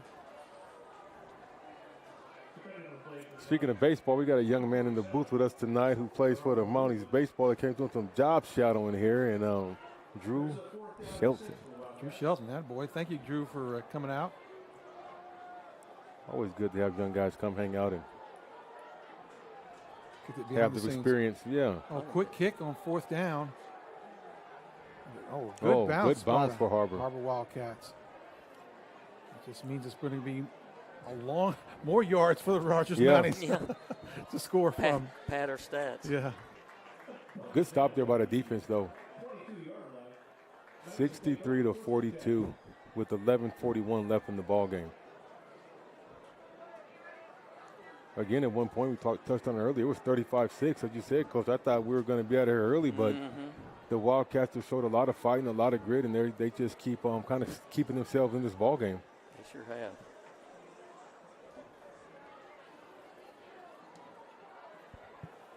As we take over on their 22-yard line.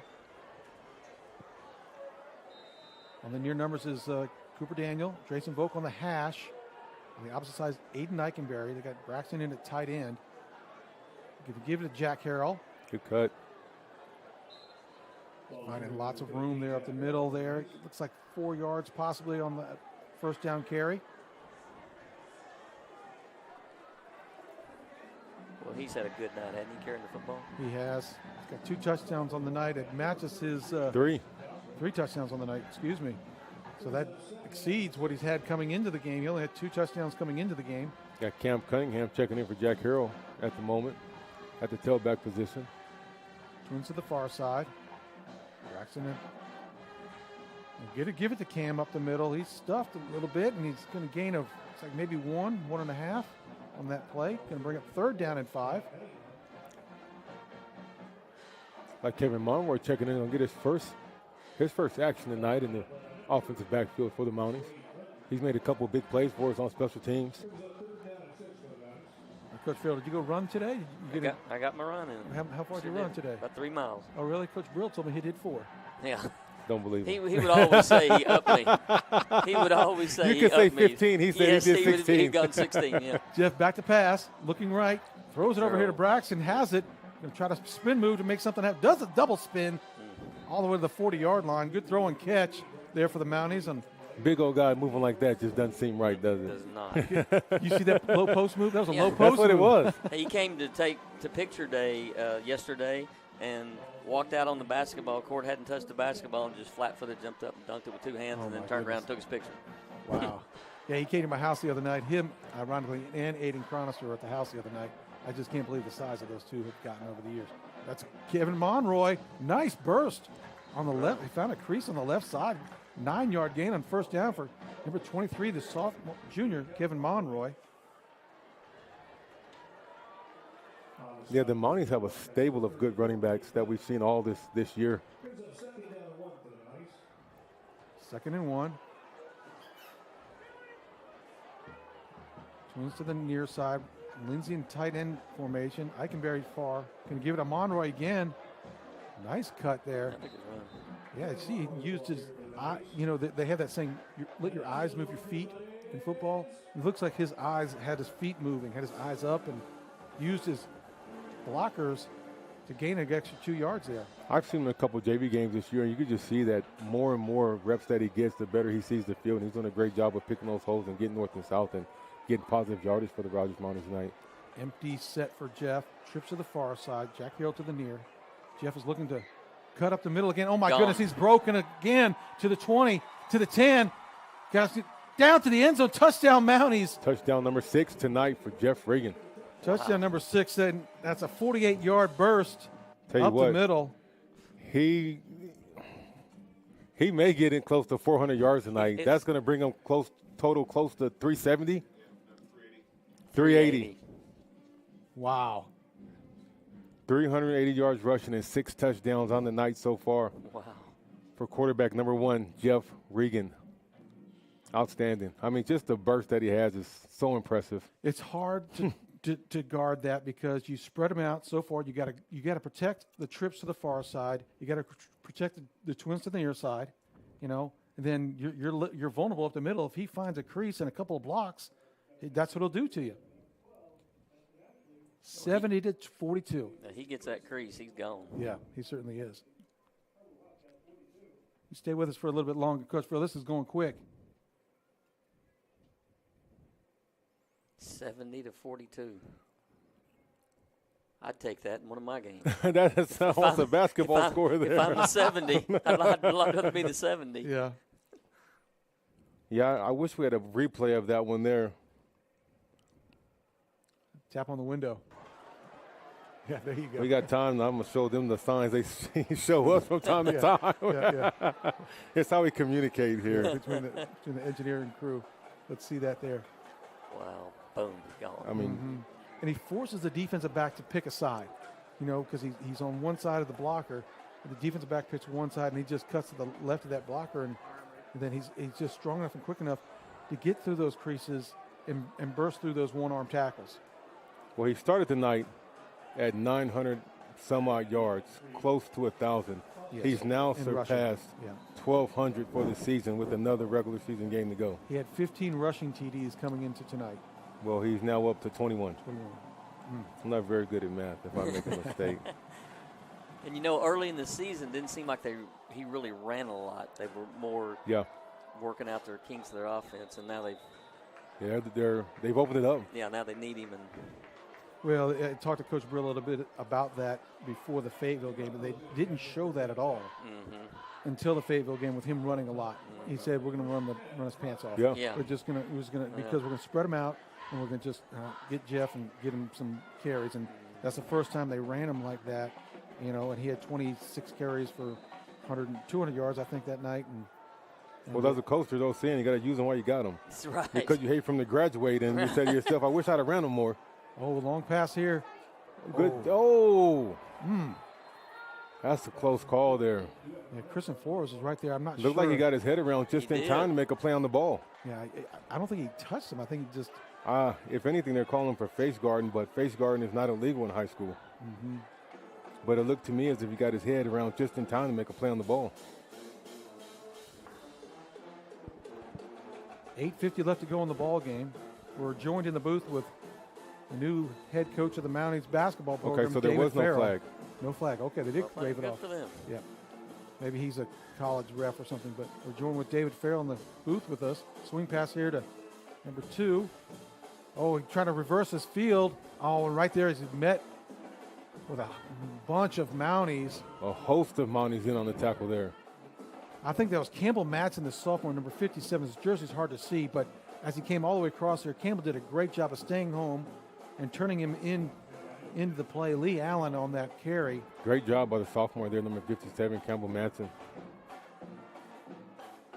That was a loss of a couple. They gave him forward progress back to the loss of 1. Okay, 30-yard line. Baker looking to this side. It is complete. Oh, he maintains his feet. And there's Zeke Parsons to wrap him up. Yeah, it looked like LaShawn Gaucher lost his foot, and great job there by Zeke Parsons coming in and make the big tackle there for the Mounties. But again, not after a Har-Ber Wildcat first down. Trayson Reith. We just can't shake them, can we? They just keep coming. They do keep coming. That's a talented quarterback here. Senior quarterback. He's been doing it a couple of years. There's Kramer. Breaks it. Tackle. Good job there by Marcus Mounts on the tackle. Gains 2 or 3 yards. Now, Coach, if you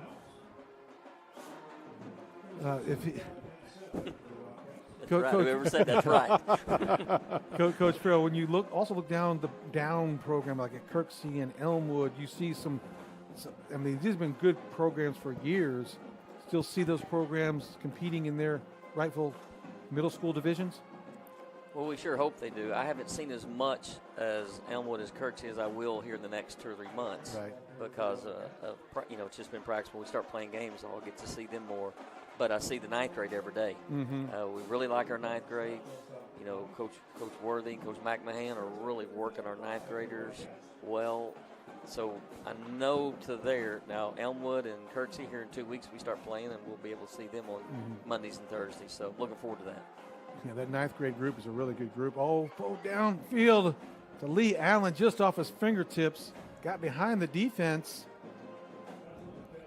But, that 9th grade group is a special group. I coached them at 7th grade. The Elmwood group went 19-0 with that group. And it was so much fun to coach and talent galore. And you could do anything offensively. And they got it, and they knew what to do. And not only did they know what to do, they could execute too. Sometimes the kids know what to do, they can't quite execute. And they played hard. They played hard. hard. That makes a difference also. They really do play hard. They have a really high IQ.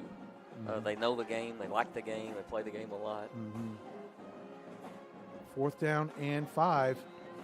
Looks like the Wildcats are going to call a timeout and talk about it. 6:35 left to go in the ball game. 70-42. But that's a really good group, really good class to always have back there to be coming up. Yeah, the feeder program's done a great job athletically, both Elmwood and Kirksey, with their basketball and their football programs and their dance and all the other activities that they offer the young people. Just doing an amazing job. When they get here, they just fall right in the line. And I like the way our coaches, you talked about football players that play basketball and baseball players that play football. Coaches do a really good job of communicating, sharing athletes, and making sure they're putting those athletes great position to be successful athletically. You know, I was at West Fork for 25 years, and I was a basketball coach all 25 of those. I was AD for 20 of those. And we were the 3A size. We jumped up to the 4A cycle twice just for 2 years at a time. We were either 3A or 4A, and we had to share everyone. Yeah. Because there wasn't the depth that maybe we had with Rogers. Like what we had to share them, and in turn, we were usually all good when we had a good run. That's a difficult thing when you come to a bigger school. You wish kids would play multiple sports, but they start to specialize so quickly. You're like, oh, please continue to play baseball. Yeah. Continue to do that. You don't want to stop that now. You'll regret it later on. Baker rolling to his right, looking downfield. Hunter Dickey, Hunter sack Dickey's- number 3. Oh, my goodness. That's going to be a turnover on downs as the Mounties, along with A.J. Francisco, Troy Chandler, Hunter Dickey, and Kyrie Bonneville all collected on the sack there. Maybe that was Kyrie Bonneville. I couldn't tell, but number 50 or number 30, but a great job by the Mounties regardless. So they're going to take over on downs. I believe that makes it real hard on them to come back now. Well, as we're talking about the Elmwood, I get a text from Molly Davis. We believe in building young Mounties at Elmwood. There you go. And that's what it's all about. Yes. And she does an outstanding job there at Elmwood. My kids just love being there. They love her and the school and the environment and culture that they've established. Yeah, she does a great job. And her nephew coached with me at New School, Cody Matheny. Okay. And that's how I met Molly through Cody Matheny. And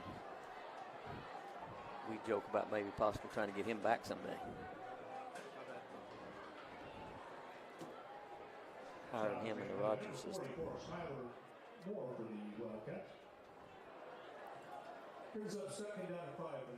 Second and 5, ball on the 40-yard line with just under 6 minutes to go in the ball game here for the Rogers Mounties on this beautiful evening. It's a little brisk, but I think everybody's nice and relaxed and relieved to have some of this cooler weather this time of year.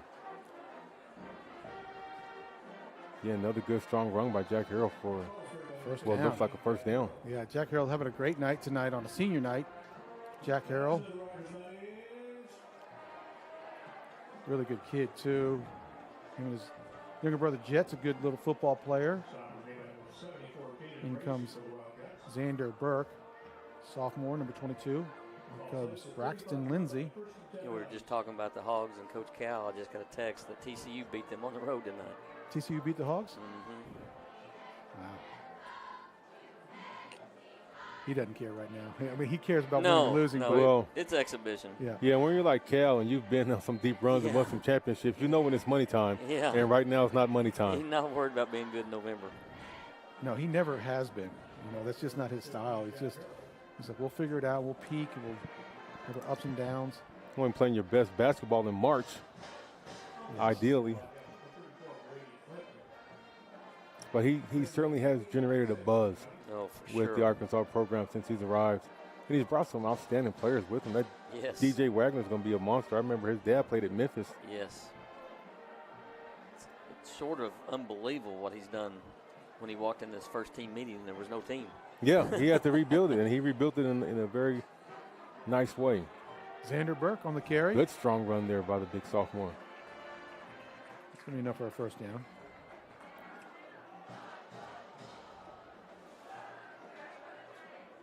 Does Xander play basketball? He does. Okay, I thought so. He does. Oh, he can leap too. Can he? Oh yeah. He's a heck of a basketball player. And he's a force down there in the low post defensively because he's so strong, and he's quick to get up. See, he's one like we haven't seen. Mm-hmm. We haven't seen much of him because he's in August. He's been over here in football. Gives it to Xander Burke again. There you go. Just nice a strong bulldozing through those holes. Big back leaning forward and picking up those extra yards. Good forward lean. Good pad level there. That's right. Keeping the legs turning. I got a text from Coach Aaron Curtis, who graduated from the TCU and played at TCU. And he That's said, right. He goes, darn right. The Horned Frogs beat the Hogs. Yeah, I remember. Yeah, he did. He has that license plate to let everybody know too. He played at TCU. Yeah.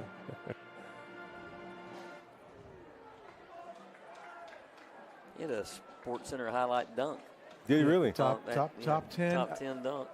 Actually, I think it was the number one that evening, a number of years ago. That's his Decarius Smith on the carry. Decarius Smith is a senior. Oh, boy, they're going to call a personal foul, late hit on that, I believe. Yeah, a little unnecessary roughness there by the Har-Ber Wildcats, and that's going to help the Mounties get some extra yardage and get us closer to the end zone for another score, hopefully. Yeah, hopefully so. And Mounties looking good tonight. I think Coach Williams is going to go to the drawing board and maybe get some things looked at and protected. Oh, there's a penalty on the Mounties.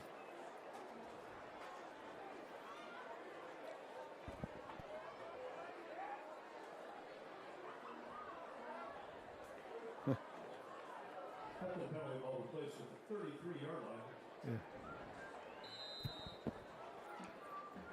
So it's going to be 2nd and 18 for the Mounties. So that was against us. No, I think it was just the penalty. Yeah. I didn't see it. Decarius has it again, out to the near side. Oh, the play called dead. Blown dead. Lost a helmet out there. I think we're getting a little bit of illegal hands to the face by the defensive lineman from Har-Ber. This is the 2nd or 3rd time now we've seen one of our offensive linemen with their helmets being ripped off. I think there was a false start on us prior to all that coming off. So we'll move back 5 yards again. 2nd and 23 now. I know we talked about earlier, we'd be remiss not to mention a young man from Greenwood. I think his name was Isaiah Arrington, if I'm not mistaken. And, just really want to keep that community in our thoughts and prayers as this season progresses. Yeah, if you all hadn't heard, I'm sure you may have. Decarius has the ball again. Looks like there may be a fumble on the play. Or they're going to call him down. No, he did fumble and Har-Ber recovers. Yeah, Isaiah and several members of his family. He's a football player for Greenwood, and they perished in a house fire this week. And his dad was the only one to survive, and it was just a tragic accident. And our kids tonight, our student body was wearing pink tonight in honor of that tragedy down there in Greenwood, just about a little over an hour away from us. And Greenwood was one of the best football teams in the state. He's going to be a collegiate football player. I just feel so badly for that community, and we wish them the best. Absolutely. Well, barring a miracle, just 42-70 with clock's going to wind under 2 minutes here in just a few seconds. It looks like the Mounties are going to prevail and have a big victory at home tonight, and look like they're going to more solidify their position in that 3rd spot. That's true. Well, Coach Phil, anything else to add to, I don't know if any questions we want to ask you about the basketball program, anything you want to tell the folks out there tonight about what we'd like to expect this season? Well, we hope we see everybody listening. We hope everybody that's listening can come to a game, and I just appreciate you guys having me on. We appreciate you, and absolutely appreciate you taking over this task and this. I mean, it's a lot here, at Rogers. A lot looking forward to getting into the playoffs this year, and it's not easy getting the playoffs, But as you said, once you get there, anything can happen. Yes. It's a week. I hope we find out it's not easy. Yeah. We hope we're there to find out. That's right. First down, Kramer, a sweep to the right. At the hash, finds a little bit of room, bounces off a tackler.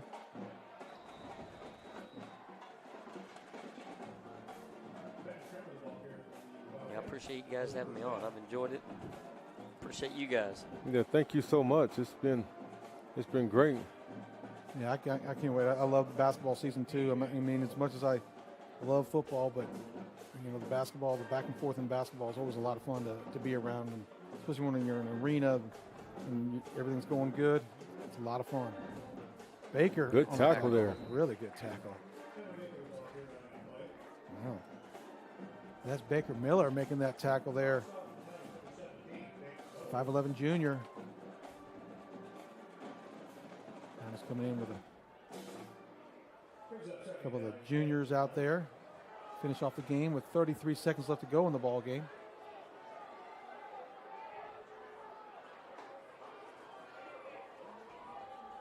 It's a different running back in as he bounces around. Tackled by Lee Sean, brought down by Lee Sean Gaucher. There's Julian Jacobo on the carry. Going to get third down and 2. Yeah, so the Mounties looks like they're going to solidify their third place in the 7A West. That'll give them a Jacobo tries around the right side there. That's zeros on the clock, and that's going to be ball game. So there'll be, looks like the Mounties will face right now Little Rock Southwest in the first round of the playoffs. If everything holds stand true to now, and we'll see who we face in the playoff in a couple of weeks, but we will host a playoff game again for the 4th year in a row here at Rogers Mounties Stadium. That's big. It is big. Hosting the home playoff game is huge accomplishment. Well, the Mounties take care of business tonight eventually, 70-42, racking up a lot of points tonight. That's always good to see. Always good to outscore your opponent by a lot like that. But proud of the Mounties, proud of their effort tonight. Coach Farrell, good luck in the basketball season next week. You start next week, right? Yeah, a week from Tuesday. A week from Tuesday. Let's keep that in mind, folks. A week from Tuesday as Roland, Oklahoma comes into our stadium on that night. We'll look forward to seeing the ball club out then and following around for the rest of the season. Appreciate you having me. And was it fitting for me to be up here on a night that it's 70-42? Yeah, basketball felt like score, a basketball right? game. Yeah. Felt like it. I felt like I just watched one. Well, you saw Jeff running fast breaks all night. Yes. You know. I think Jeff could probably play point guard if he wanted to. All right. Thanks, Coach Farrell. Thank you. Coach Hookfin, I'm Dave Regan. Zach Land is our broadcast engineer. Jamie Engling helps out with our statistician here. We appreciate you guys watching, and another good night for the Mounties. Congratulations, Mounties. We're going to head it out of here. Go Mounties tonight. Go Big Blue.